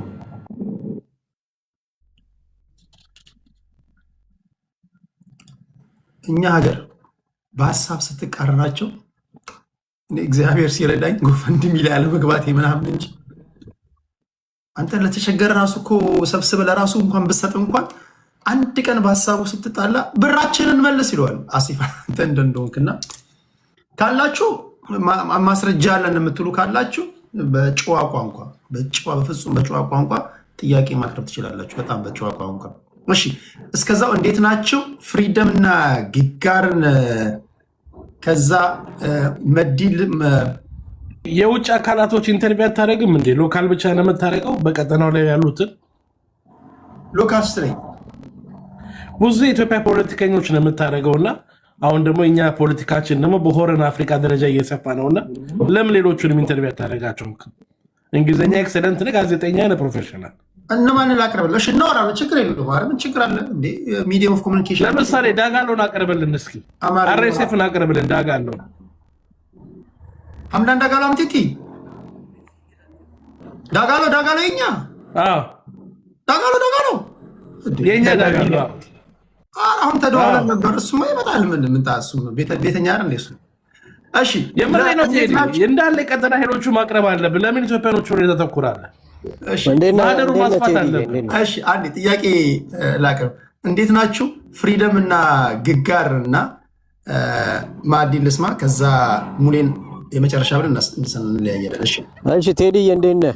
አለው እግዚአብሔር ይመስገን፣ ሁሉ ሰላም። እግዚአብሔር ይመስገን። ቤትን ስለከፈትክ ደስ ብሎናል። ሁላችሁም ሰላም። እኔ የምለው እንግዲህ አሁን ቅድም ሙሉ ቀን እንዳለው ድሮ እነሱ ሲጀምሩ የነበረው በሰላማዊ መልኩ እናድርገው የሚባለው ነገር ይመስለኛል ጅኒው ከቦትሉ ወጥቷል። አሁን የሚታሰብም አይደለም እና ያኔ ያልተከታተልነው ነገር ስለሆነ ያኔ ሰውም ሲሪየስሊ ኢንቮልቭ የሆነበት ነገር ስላልነበር ይመስለኛል ያው ውጭም ያለው ምኑም ገባበት። ያው እንደሚታወቀው የአማራ ፖለቲካ የገንዘብ ማግኛ ነው። ግማሹም ቤቱም ሰራበት፣ ግማሹም እንትን ይላል። አገር ቤት ላለው ወጣት ግን ያው የሚደርሰው ደረሰ። አሁንስ እንዴት ነው ወደፊት ፎርዋርድ የሚደረገው ሲባል አሁንም ያው ነው፣ የድምር ዜሮ ፖለቲካ ነው የሚመስለው።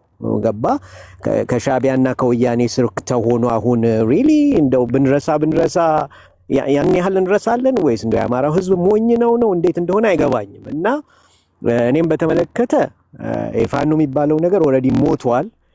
ውጭ ያለው ሰው ከዚህ ውስጥ መውጣት አለበት። ውጭ ያለው ሰው ኢዘር የሲአይኤ ወኪል ነው ወይ የሞሳድም በለው የምንም፣ ግማሹም ደግሞ ስራውንም ለመስራት ነው የገባበት እንጂ ሪሊ ለአማራው ህዝብ ተጨንቆ አይደለም። የፋኖ ፖለቲካ ግብ ቢደርስ አሁን ይደርስ ነበር። እንዳይደርስ ደግሞ ማን እንዳደረገው ሁላችንም እናውቃለን።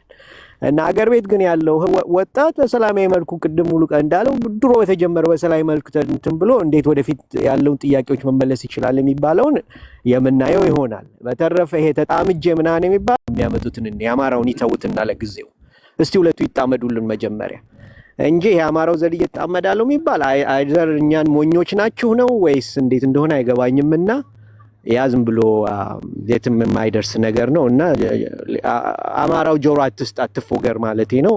አመሰግናለሁ።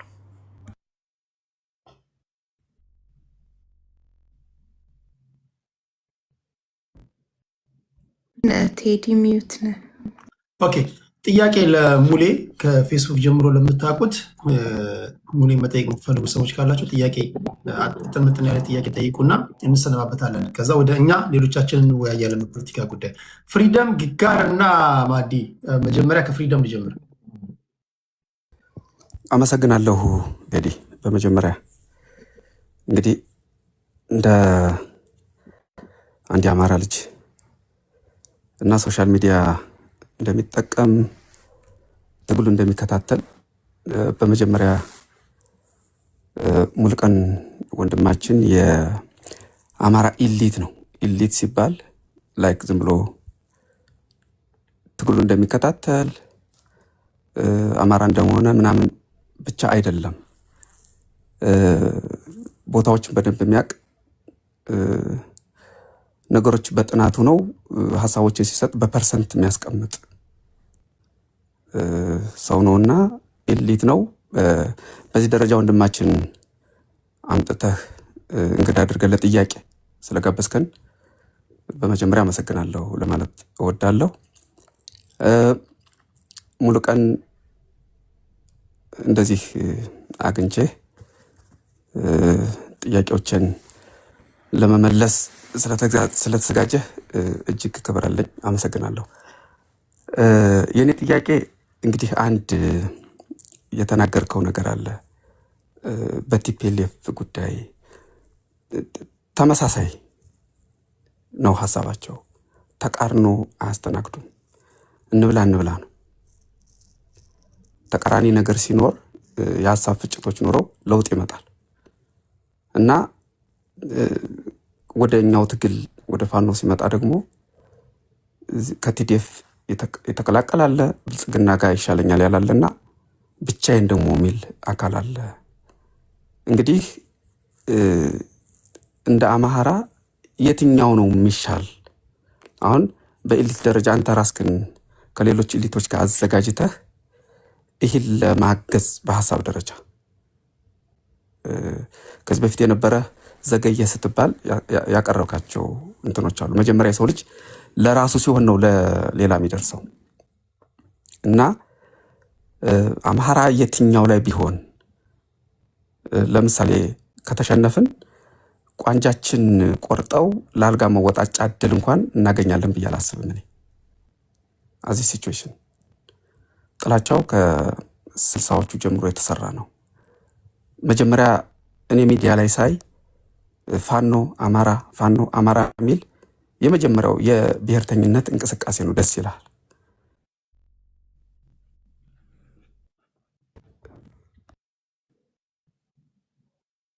እሰማለሁ። ሶሪ።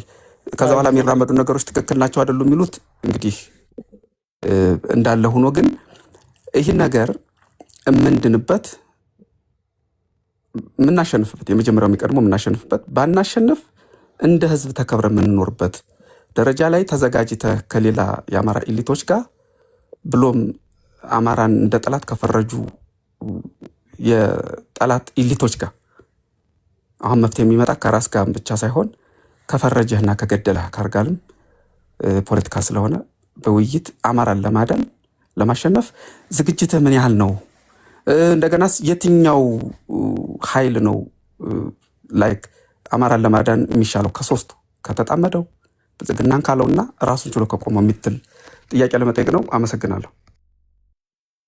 ቴንክ ዩ ፍሪደም ግጋር። እሺ በጣም አመሰግናለሁ ቴዲ። ሙሉ ቀንን ሳይ ነው የገባሁት። ሙሉ ቀን አሁን ሳይሆን እንደተባለው በፌስቡክ ከድሮ ጀምሬ ይከታተለው ነበር እና በጥሩ ኢትዮጵያዊነት ነው እኔ የማውቀው። ግን ያው እኔ በዘር ፖለቲካ የሚለው ላይ ብዙም የለውበትም።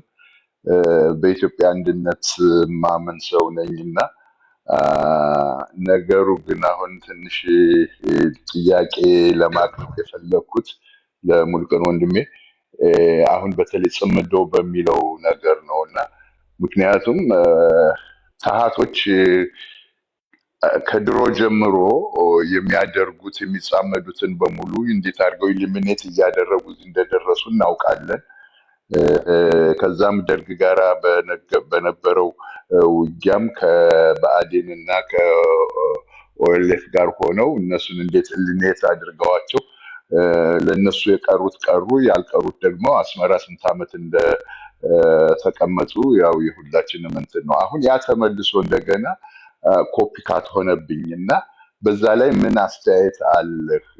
ይሄ ታሃት የሚታመን ነው ወይ? ለዚህ ለጽምዶ ለአማራ ወገናችንስ ጠቃሚ ነው ወይ? የአማራ ወገናችን ደግሞ አማራ ውስጥ ያሉ በፋኖነት ያሉ ብዙ ወንድሞቻችን አሁን በየጎጥ በየምኑ እየተከፋፈሉ ነው ያሉት እና ያነዛንስ እንዴት አድርገን ነው አንድ አድርገን ወደ እውነት ለኢትዮጵያ የሚሆን ከሌሎች ወንድሞቻቸው ጋር አማራ ብቻውን ምንም ማድረግ አይችልም ብዬ አምናለሁ። የዛስ የኔ እምነት ነው። አማራ ብቻውን አይደለም ብልጽግናን ራሱን ባህር ዳርን እንኳን የማዝ አቅሙ አሁን ሳየው በቂ አይደለም ብዬ ነው የማየው። ምክንያቱም እርስ በርሱ የተከፋፈለ ነው በጎጥ ከጎጥ ምናምን ነገር ጋይንቴው ሊቦ ጋር ሊቦው ከራያው ጋር ራያው ከጎጃሜው ጋር እንደዚህ ክፍልፍል ያለ ነገር ነው እና አሁን ተመልሶ ደግሞ እነዚህ ጋይንት ድረስ መጥተው ከብቶችን እንኳን ብሔር ሰጥተው የአማራ ከብት ነው ብለው የበሉትን በልተው ያልበሉትን ገለው ሞሰብ ላይ ተዘዛርተው የሄዱትን ታሃቶች ጋር ተቀናጀው ሲል ያ ህዝብ ምንድን ነው የሚሰማው? እንዴት አድርገን ነው ለዛ ህዝብ አስተባብረን ኢትዮጵያዊነቱን ይዞ ምክንያቱም አባቶቻችን ከድሮ ጀምሮ በዘር ሳይሆን እንትን ያሉት ወይም ደግሞ በኤትኒክሲቲ ተከፋፍለው ሳይሆን በአንድ በኢትዮጵያዊነት ነው ጠላትን ሲያስወግዱ የነበሩት ጠላትን እንትን ሲሉ የነበሩት እና ይሄን ነገር እንዴት ታየዋለህ ብዬ ለችን አጋጣሚ ለመጠቀም ነው። ስላየው በጣም ደስ ብሎኛል። ቴዲ በጣም አመሰግናለሁ።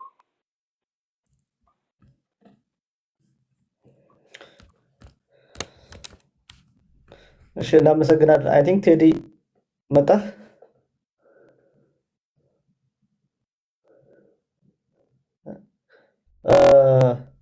ኦራይት ሶ ሁለቱንም ነገሮች እንትን ለማለት እንግዲህ ሁላችሁንም በጣም አመሰግናለሁ።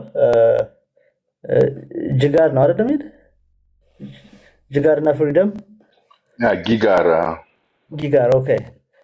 ጊጋር እና ፍሪደም አመሰግናለሁ። ኤኒዌይ አይ ቲንክ ጊጋር እንትን ያልከው መጀመሪያ ላይ በሰፊው ደንበታል ኦልሬዲ ጥምዶን በተመለከተ እና አንዳንድ መድገም ሊሆን ይችላል። ከመሄድ በፊት አንድ ሰው የመጨረሻ ያልተናገራል ማዕዲ ልጨምርና ከዛ እናጠቃለን። ማዕዲ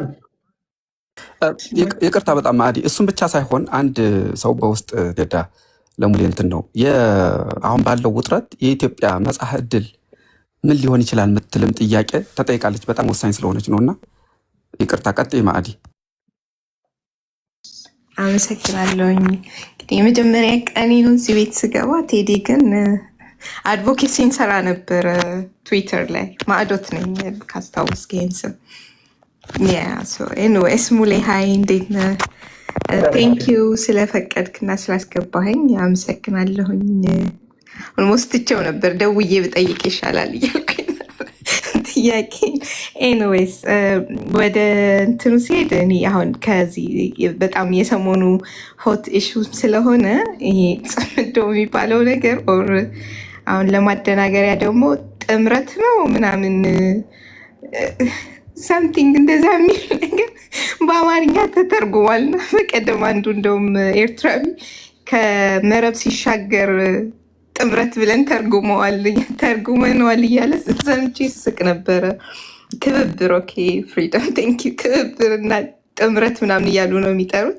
ኤኒዌይስ እሱም በተመለከተ ብዙ ጊዜ መደናበር የሚመጣው በአማራ ፖለቲካ ኢንጀነራል በኢትዮጵያ ፖለቲካም ጩኸት ነው የሚያሸንፈው። ላይክ በጣም ላውድ የሆነው አካል እውነት ያስመስለዋል እና ይሄ ክሪቲካል ቲንከር የምትለው አካል የሚያመጣው ሀሳብ በነዛ በጨዋሂዎቹ እየተሸፈነ ሳይታይም ጥያቄውም ሳይሰማ ምናምን ይቀራል እና ሴም ቲንግ አሁንም በጣም ተጩኋል። ይሄ ከሁሉም ዳይሬክሽን ነው የሚጮኸው። ጠላትም ወዳጅም ጽምዶ ምናምን። አሁን ቅድም ያላችሁትም ወርድ ምንድን ነው የምተባበረ ምናምን እነሱ ነገሮች በጣም እየጮሁ ስላለ ነው እንጂ ምንድን ነው በትክክል የሆነው? ይሄንንም ደግሞ እንደ ስትራቴጂ የዚህ ሀሳብ ደጋፊ ሆነው እንግዲህ ላውድሊ የሚዲያ ወጥተው የተናገሩት ከፋኖ መሪዎች አካላት ማለት ነው እንዲጮሁም ስለፈለጉት ነው። አይተህ ከሆነ በደንብ ነው የምታውቃቸው እና ከበፊት ጀምሮ በጩኸት የተመሰረተ ነው የትግል እንትናቸው በሙሉ ጩኸት ላይና ፕሮፓጋንዳ ላይ የተመሰረተ ነው እና አሁንም ደሴም ወይ ነው እየሄዱ ያሉት እንጂ የድርጅቱ ህግን ካየ ነው ቁልጭ ብሎ ይሄ አሁን የጎንደር ጠቅላይ ግዛት ያወጣው በላይ እዚያ ያወጣው እንትን የመመስረቻ ደብዳቤው ላይ ያለው ራሱ ሰነዱ ላይ ያለ ነው። የአፋብን መመስረቻ ሰነድ ላይ ከዛ ነው ኮፒ አድርገው ያቀረቡት እና አዲስ ነገር የጨመሩበት ምንም ነገር የለም። ከጠላት ከአማራ ጠላት ጋራ አማራ ጀኖሳይድ ላይ ከተሳተፈ ከምናምን እንደዚህ አንሰራም፣ በርስታችን አንደራደርም። ርስት ኢንክሉድስ ኤቭሪዌር ታሪካዊ ርስት ይሄ ሁሉ ተብሎ የተጻፈ ነው እና ግርግሩ ግን እነዛን ነገሮች ሁሉ ሸፍኗቸዋል። ኦን ቶፕ ኦፍ ዳት ደግሞ የድርጅቱን ህግ አንደኛ እንደዚህ አይነት ትልልቅ ሀሳቦችን ለማጽደቅ ሁሉ ማዕከላዊ ኮሚቴ መሰብሰብ አለበት። ኢቨን ፖሊት ቢሮ 19 ሰዎች የሚባሉት ራሱ የመወሰን መብትም የላቸውም። ፖሊት ቢሮም ደግሞ ለጠቅላላ ጉባኤ አቅርቦ አጽድቆት ነው። ይሄ ሁሉ ባልሆነበት እነዚህ እየወጡ ዘመነን በለው ሌሎቹም በላቸው የሚያደርጉት ነገር ህግ የጣሰ ነው እና የት ሲደርሳልስ ብለህ ታስባለህ? እንደገና ደግሞ ማናቸው አቦይ ስብሐት የሚባሉት ሰውዬ ሪሰንትሊ የሰጡት ኢንተርቪው ያለ አይደለ? እሱን አይሆፕ አይተኸዋል። እዛም ላይ ኢንተርቪውም ላይ የተናገሩት በፊት የነበሩ አማራንና ሸዋን የሚጠሉ እነሱ ነበሩ ስለሚጠሉና ጠላታችን ብለው አማራን ስለፈረጁ አጠፋናቸው ነው የሚሉት። ግን ኦፖዚት ነበረ እውነቱ።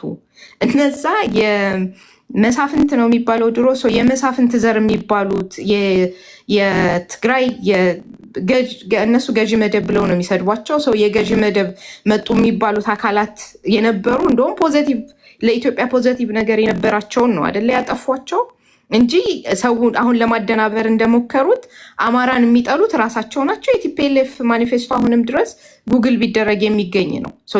የሰውየውን ውሸት ከዛ ሁሉ መጀመር ይቻላል። ይሄንን ድርጅት ልጣመር ያለ አካል የትስ ይደርሳል ወይ?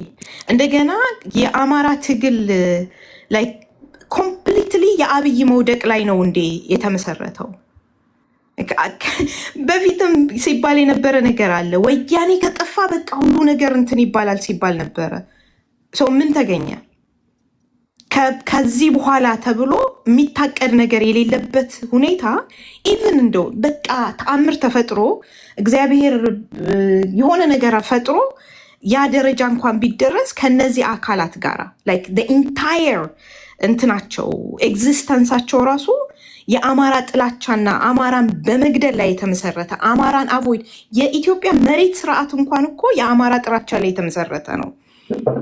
ላንድ ኦነርሽፕን የግለሰብ ያልተደረገበት ሲቲዝን ኦን እንዳያደርጉ የተደረገበትን የመለስ ዜናዊ ለማን ነው የሰጠው ኢንተርቪው ላይ ይናገራል አይደል? አማራዎችን ኦን እንዳያደርጉ ነው ብሎ ተናግሯል። ሰው ይሄ ሁሉ በሆነበት ሁኔታ እነዚህ ግለሰቦች ጋራ የኦነግን አሁንም ድረስ እንግዲህ በአገኘው አጋጣሚ ከአብይ ጋር እኔ ምንም ጸብ እንደሌላቸው ነው ማውቀው። ኦነግ እኮ ኦፊስም አለ አይደለ?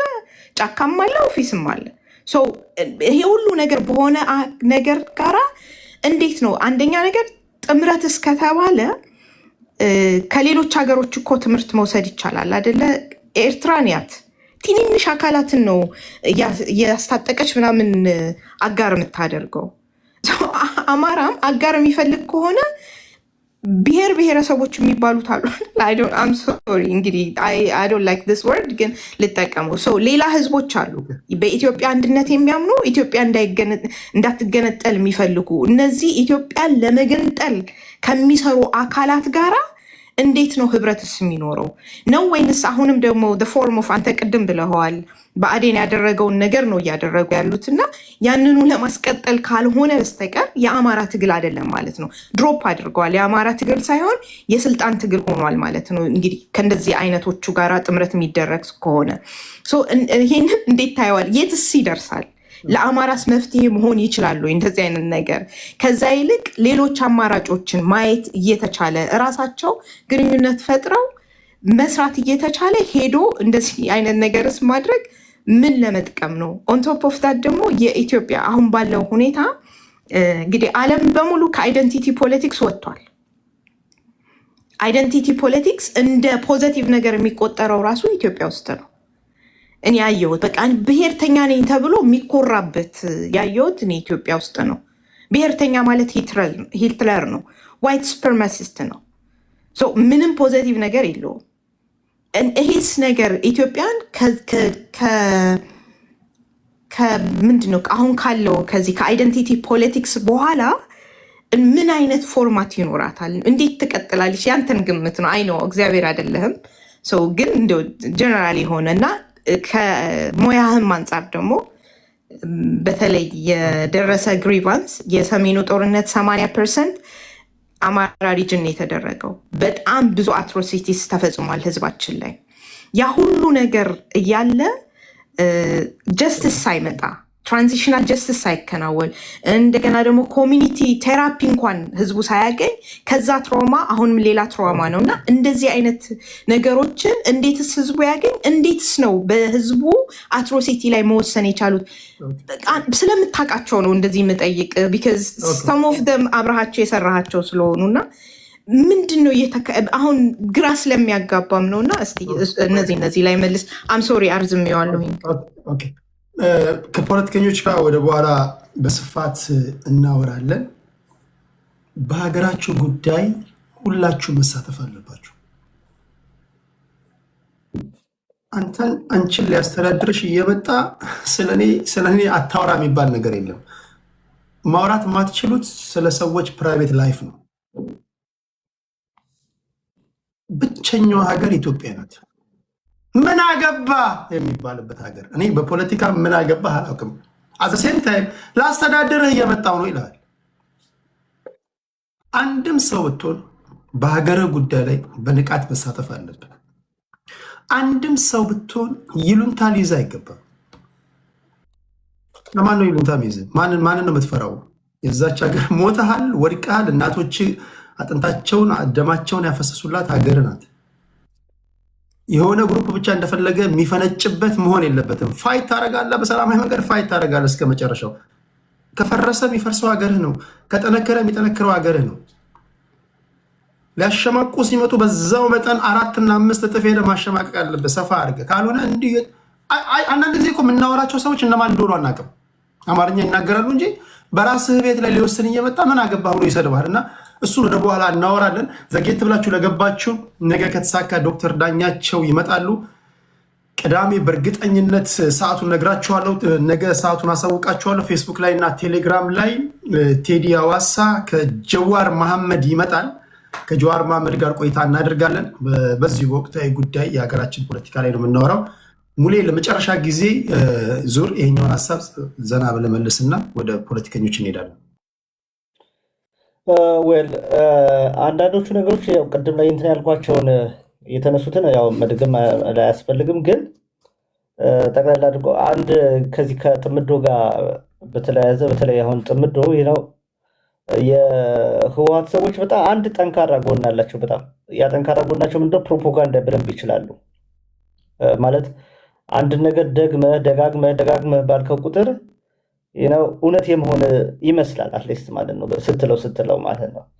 ለምሳሌ አንድ በፊት የጥፋት ዘመን መጽሐፍ ስጽፍ አንድ ከከበደ ሚካኤል ጋር ተረትና ምሳሌ 3ኛ መጽሐፍ ላይ መሰለኝ ያገኘሁትና አንድ ሰው በግ ገበያ ወስዶ ለመሸጥ ይዞ ይወጣል እና ይዞ ሲወጣ ሌቦቹ ቀምቷቸው እንደሄድ የታወቀ ጡንቸኛ ነው ላይክ እንደ አኩቻው ነው የምትሉት እንደዛ አይነት ነገር ነው። ሰውየው ማን ነክቶኝ የሚል ነው፣ መቀማት አይችሉም። ስለዚህ ቴክኒክ ይጠቀማሉ እና 4 የተለያየ ቦታ ላይ ይቀመጣሉ እነዛ ሌቦቹ። የመጀመሪያው ሌባ ጌታው ለምንድነው ውሻ ወደ ገበያ ይዘህ የምትሄደው ይለዋል። እየጎተተ ሄደው ውሻ መጎተተ ለምንድነው ይለዋል። እንዴ እብድ ምንድነው ነው ውሻ የምትለኝ? በግ ይዤ እየሄድኩ መስሎኝ ይላል። አልተጠራጠረም። ዞርም ብሎ አላየውም። በጉን እየጎተተ ሄዳል በኮንፊደንስ። አንድ ምዕራፍ እንደሄደ ሌላኛው ሌባ ያገኘውና ጌታው ምንድነው ውሻ እየጎተትክ የምትሄድ ይለዋል። ዛሬ ሰው ሁሉ አብዷል እንዴ? ምንድነው? በግ እኮ ነው ያዝኩት ብሎ ግን ዞር ብሎ አየው። በጉን የራሱን በግ ማለት ነው። ምናልባት ተሳስቼ ከጓዳ እንትን ስል ከጋጡ እንትን ስል ውሻ ይዤው ከመጥቼ ከሆነ ብሎ ዞር ብሎ አየው ማለት ነው። ስቲል ኮንፊደንሱ አለ፣ ይዞ ይሄዳል። ያኛው ሰው ተሳድቦ ሌላ አንድ ምዕራፍ እንደሄደ 3ኛውን ሌባ ያገኘውና እንዴ ጌታው ውሻ ይዘህ ትሄዳለህ እንዴ ወደ ገበያ ይለዋል። ሰው እንዴት ይስቅብሃል ምናምን ሲሉት ከዛ ዘወር ብሎ ሲመለከተው አንዴ ውሻ አንዴ በግ እየሆነ ተቸገረ። የያዘው የነበረው ማለት ኮንፊደንስ ውስጥ ተሸረሸረ። የዛሬ ሰው ግን ስቲል ምንድነው በግ ነው ብሎ አምኗል፣ ይዞት ሄደ። 4ኛው ሰው አሁንም አንድ ምዕራፍ እንደሄደ 4ኛው ሌባ ያገኘውና እንዴ ጌታው ምንድነው ውሻ ይዘህ የምትሄደው ወደ ገበያ ይለዋል። ዞር ብሎ ሲመለከተው ሙሉ በሙሉ ውሻ ሆነበት። ጌታዬ እግዚአብሔር ይስጥልኝ በቃ ከውርደት አዳንከኝ ምናምን ብሎ ለቀቀው ማለት ነው ያንን በግ እና ሌባው ይዞ ሄደ ማለት ነው። ሴም ወይ እነዚህ አሁን ለምሳሌ የህወሓት ሰዎች ደጋግመህ ስትለው አንድ ነገር አእምሮ ውስጥ ይሰርጻል አይደለ? እውነት የመሆን እድሉ ከፍተኛ ነው። እውነት ነው ብሎ የመታመን እድሉ ማለት ነው። አንድ መረጃ ደጋግሞ በተባለ ቁጥር ወደ አእምሯችን የመግባት እውነት የመምሰል እድሉ ከፍተኛ ነው። እንዴ ባይሆንስ ብሎ ለማጣራት ሁሉ ይሞከራል ማለት ነው። እና ጥምዶች አሁን ለምሳሌ የያዙት ነገር የህወሓት በጣም ከፍተኛ የፕሮፓጋንዳ ችሎታ ስለነበራቸው እነ በረከት ስምኦን ልዩዋቸው የሚጽፉትን ነገር የሚሉትን ነገር እኮ በጣም ዝም ብለህ እንትን የምትሉት አይደለም እና ከዛ ላይ በጣም ከፍተኛ የሆነ ችሎታ አላቸው። እና ጥምዶችም ልክ የነሱ እንትን ስለሆነ በዛ ላይ በጣም ከፍተኛ እንትን አላቸው። ጠቃሚ ባይሆን እንኳን ጠቃሚ ነው ማለት። በነገራችን ላይ ምንድነው የቋሚ ጠላትና ቋሚ ወዳጅ የለም የሚሉ ሰዎች አሉ። ቋሚ የህዝብ ጥቅም ነው ያለው። በነገራችን የህዝብ ጥቅም ቋሚ ነው። የአማራ ህዝብ ቆም ያለው ብሎ የሚል ሰው ካለ የአማራ ህዝብ ላይ ጥቅም ላይ መቆመር የለበትም። ህወሓት ግን ምንድነው እኔ አሁን ኦፍኮርስ አዘይ ደብዘደ እኮ ከማንኛውም ሰው ጋር መደላደል አለብን፣ መነጋገር መቻል ያስፈልጋል። ፖለቲካ ማለት የምንዋደድ ሰዎች በአንድ ላይ ሆነን ጠጅ እየጠጣን ቁርጥ እየቆረጥን የምንበላበት አይደለም። እሱ የወንድማማቾች የጓደኛሞች ስራ ነው። እንደሱ አይደለም ፖለቲካ። የምትዋደደው የምትመሳሰለው ሰው ጋር አይደለም። ከማትመሳሰለው ሰው ጋር እንዴት ነው ተስማምቼ መኖር የምችለው ነው ዋናው ነገር ማለት ነው።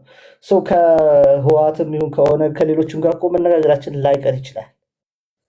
ግን አሁን ባለበት ሁኔታ ላይ ምንም በሌለበት ነገር ላይ ምን ተይዞ ነው ያ ነገር በማይታወቅበት ነገር እንደው ሚስጥር ነው እየተባለ እኛ የምንሄደው ምዕራብ ትግራይን ለመመለስ ነው፣ ራያን ወደዚህ ለማስገባን ነው፣ አገር ለመሆን ነው ይሄን ያለ ነው እያለ ያለን አካል ላግዝ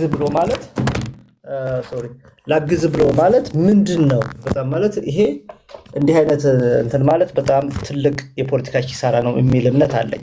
ይሄ የሚሆን አይደለም እንደዛ አይነት ነገር። ስለዚህ ትክክል ነው የሚል እምነት የለኝም። ትክክል ነው ሳይሆን በጣም የትም ሊደርስ የሚችል ነገር አይደለም። ላሞኛችሁ ነው። ቅድም ስለ ነበር የነማሞ ቂሎን ነገር ማምጣት ካልሆነ በስተቀር ማለት ነው። ላይክ እዛ ላይ ምንም ብዙ ጊዜ ማጥፋት የሚያስፈልግ አይመስለኝም። ሌላው ግን ምንድነው እንደ የአማራ ህዝብ ምንድነው ታዲያ ያለው አማራጭ የሚሉ ነገሮችም የቀረቡ አሉ። በነገራችን ላይ እያንዳንዳችን ብናደርጋቸው ቀላል የሚመስሉ ነገሮች ላይ አሁን እኔ በፋኖ ትግል ላይ በወታደራዊ ትግል ላይ እኔ ባለሙያም ስላልሆንኩ መተንተንም አልፈልግም። በዛ ጉዳዮች ላይ የዲሞክራሲ ትግል እናካሄድ ነበር። እነዛ ላይ ብዙ ነገር ማለት ይችላለሁ። ወታደራዊ ትግሎች ላይ ግን አስተያየት መስጠትም አልፈልግም። ሙያዬም አይደለም። ውትድርና ላይ አልገባሁበትም። እዛ ላይ እንትን ማለት ግን ለአማራ ህዝብ ግን ለሌላው የሚሻለውና ጥሩ ነገር የሚመጣው ነገር አሁን ለምሳሌ የሀገራዊ ምክክር ኮሚሽኑ የትም ሊደርስ የማይችለው በሁለት ነገሮች ነው። አንደኛ ከኦህዴዶች ጋር ማህበራዊ ውል ማሰር አይቻልም። በምንም መልኩ 24 ሰዓት ሊቆይ የሚችል ውል ማድረግ አይቻልም። ስምምነት ዛሬ ተስማምተ ራሱ ነገ እኩል ገበያ እንውጣ ብትላቸው እኛ ገዝተን ከጨረስን በኋላ እሺ ብለህ ዛሬ ተስማምተህ ብትወጣ ነገ እኩል አትሄድም። የእነሱ በተፈጥሮ በራሱ የኦህዴድ ብሔርተኞች ባህሪ ያ ነው፣ 24 ሰዓት የሚሞላ። ሁለተኛው ነገር ምንድነው የሚባለው ሁሉንም ነገር እኛ አሸናፊ ያልሆንበት ብለው ነው ግግም የሚሉት ማለት ነው። እንደዚህ እንትኖች ማለት ነው። በኢትዮጵያ ውስጥ ሁሉም ሰው አሸንፎ ሊሄድበት የሚችል ስርዓት እስካልተፈጠረ ድረስ ትግል ሊቆም አይችልም። በሁለት ነገር ትግል አይቆምም። በሁለት ነገር ደግሞ ምንድነው መሰላችሁ ትግሉ ግቡን ይመታል። አንደኛ አሁን ያለው መንግስት ለሁሉም ሰው ዳቦ ማቅረብ አይችልም። 140 ሚሊዮን ህዝብ ላይክ ዛሬ ብቻውን የሆነ ሰው ብቻዬን ከተመራብኩ ብቻዬን ልታገለው ስለማልችል ራሴን ላጠፋ እችላለሁ ወይም ጎዳና ለውጣ እችላለሁ። ነገ 10 ሺዎች ተርበው ሊሞታሉ ምናምን እና መሞት የማይቀር ከሆነ ላይክ ስርዓቱን እየታገልክ ትሞታለህ። ስርዓቱ ላይክ በራሱ የሚወድቀው ነገር ምንድነው? በጣም ህዝቡም እየበዛ ስለሄደ ለዛ ሁሉ ዳቦ ማቅረብ ባለመቻሉ በራሱ ሌሎች የፖለቲካ ሁኔታዎችን እንተዋቸውና የፖለቲካ ጥያቄዎች አለመመለሳቸው ምናምን እሱ እንትን የሚል ከሆነ መሞት የማይቀር ከሆነ ለተቀደሰ ኮዝ ልሙት ብሎ የሚነሳው ሰው ብዙ ነው የሚሆነው።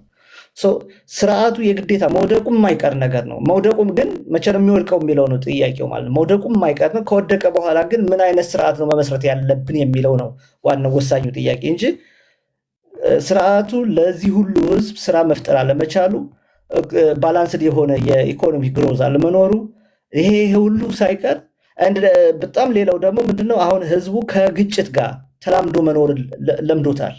የጥይት ድምፅ እየሰማ መኖር በጣም መጥፎ ነገር ነው። በነገራችን ላይ ከኢትዮጵያ ተሰደጀ ፊንላንድ መጣው እና አዲስ ዓመት ይከበር ነበረ። ፊንላንድ መጣውበት ጊዜ ከኢትዮጵያ ያለኝ አመለካከት ጥይት የሚተኮሰው ወይ አንድ ሰው ማረሚያ ቤት ገልጦ ሲወጣ ወይ ጦርነት ሲኖር እንደዛ ነው የለመድኩት እና በበረዶ ነው የነበረ እንትን አለ ለካ በጊዜ ነው ወጥቻለሁ። የሆነ ወክ እያደረኩ እያለ በነበረበት ሰዓት ርችት ይተኮሳል ነው እና ማውቃቸው አዲስ ነኝ። በጣም ድምፁ በቃ ጦርነት የፈነዳ ነው የሚመስለው እና ደነገጥኩና ደወልሁኝ። የደወልሁን ለምንድን ነው ማረሚያ ቤት ተገልብጦ ነው ወይስ ምንድን ነው ምናምን ብዬ ማለት ነው ጠየቅኩን፣ ለመጠየቅ ማለት ነው። ሰው የሚያስበው ምንድነው የመጣበትን ያን እንትኑን ነው የሚያስበው።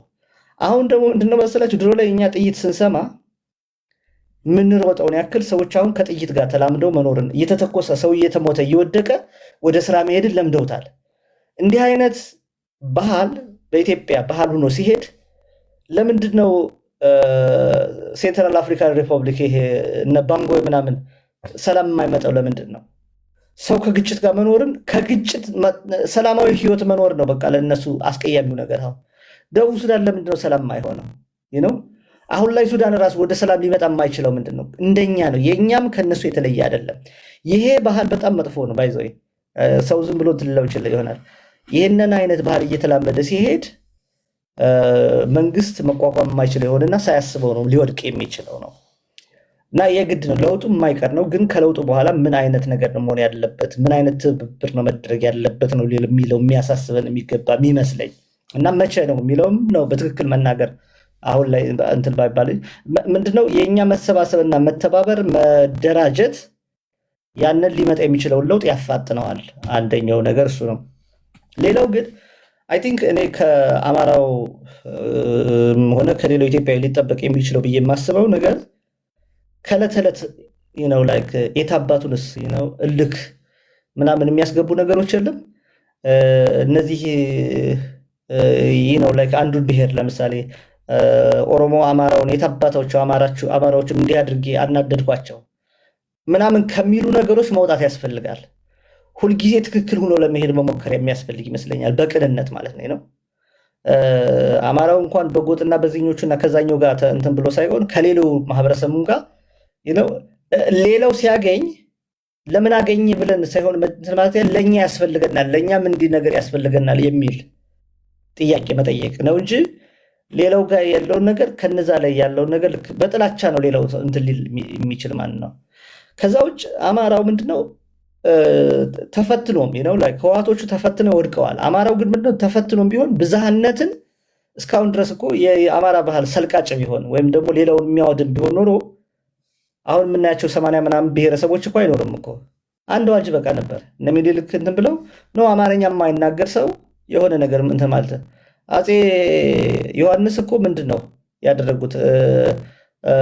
አፄ ምኒልክን ደብዳቤ ጽፈው ኖ ኦሮሞዎችን ከሸዋ አስወጣቸው ብሎ ደብዳቤ ጽፈውላቸዋል። አገራችን የአባቶቻችን ሀገር እንዲህ ሌላ ሰው እንትን አይወረሰው ብሎ ነው። አፄ ምኒልክ ምንድነው ያሉት? ኦሮሞ የኛ ህዝብ ነው ብለው እንትን ያሉት ማለት ሌሎቹ ማለት ነው። ምን ለማለት ነው? ኢነወይ አማራው ሰልቃጭ ወይም ደግሞ ሌላ ነገር እንትን ቢል ኖሮ አሁን ላይ የምናያቸው የሁሉም የነዛ ሁሉ ቋንቋዎች ይጠፉ ነበር፣ የመጥፋት እድል ነበራቸው። ብዝሃነትን በተግባር እንትን ያለው የአማራው ስርዓት የሚባለው ነው።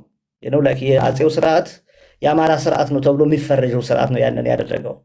አሁንም ቢሆን ምንድነው ለሌሎቹ የሚኖረን እነከሌ እንዲያደርግናቸው ምናምን የሚል ነገር ላይ ሳይሆን ማተኮር መቻል ያለብን የእነሱ መደረግ ጥሩ ነገር ከሆነ የተደረገው ይሰየው ጥሩ ነው፣ ግን ለእኛም እንዲህ ያስፈልገናል ምናምን የሚሉ ነገሮች ላይ ማተኮር የሚያስፈልግ ይመስለኛል ለማለት ነው። አይ ቲንክ እኔ ጋር በጣም መሽቷል። ብዙዎቹ ጥያቄዎች ላልመልሳቸው ይችል ይሆናል፣ ግን ድጋሚም ሌላም ቀን መጥቼ ቢሆን ማውራታችን ስለማይቀር በጣም አመሰግናለሁ። ቴንኪው ሙሌ። እኛ ትንሽ እንቆያለን። እዚህ መተህ ተከብረ እንድትሄድ አድርገናል። የቴዲ ሐዋሳ ቤተሰቦች ከልብ ነው የማመሰግነው። እግዚአብሔር እንገናኛለን። እሺ ቻው። በጣም አመሰግናለሁ። እግዚአብሔር ይስጥልኝ ቴዲ። ሰላም ሁኑ ሁላችሁንም። እግዚአብሔር ይስጥልኝ። አከብራችኋለሁ። እሺ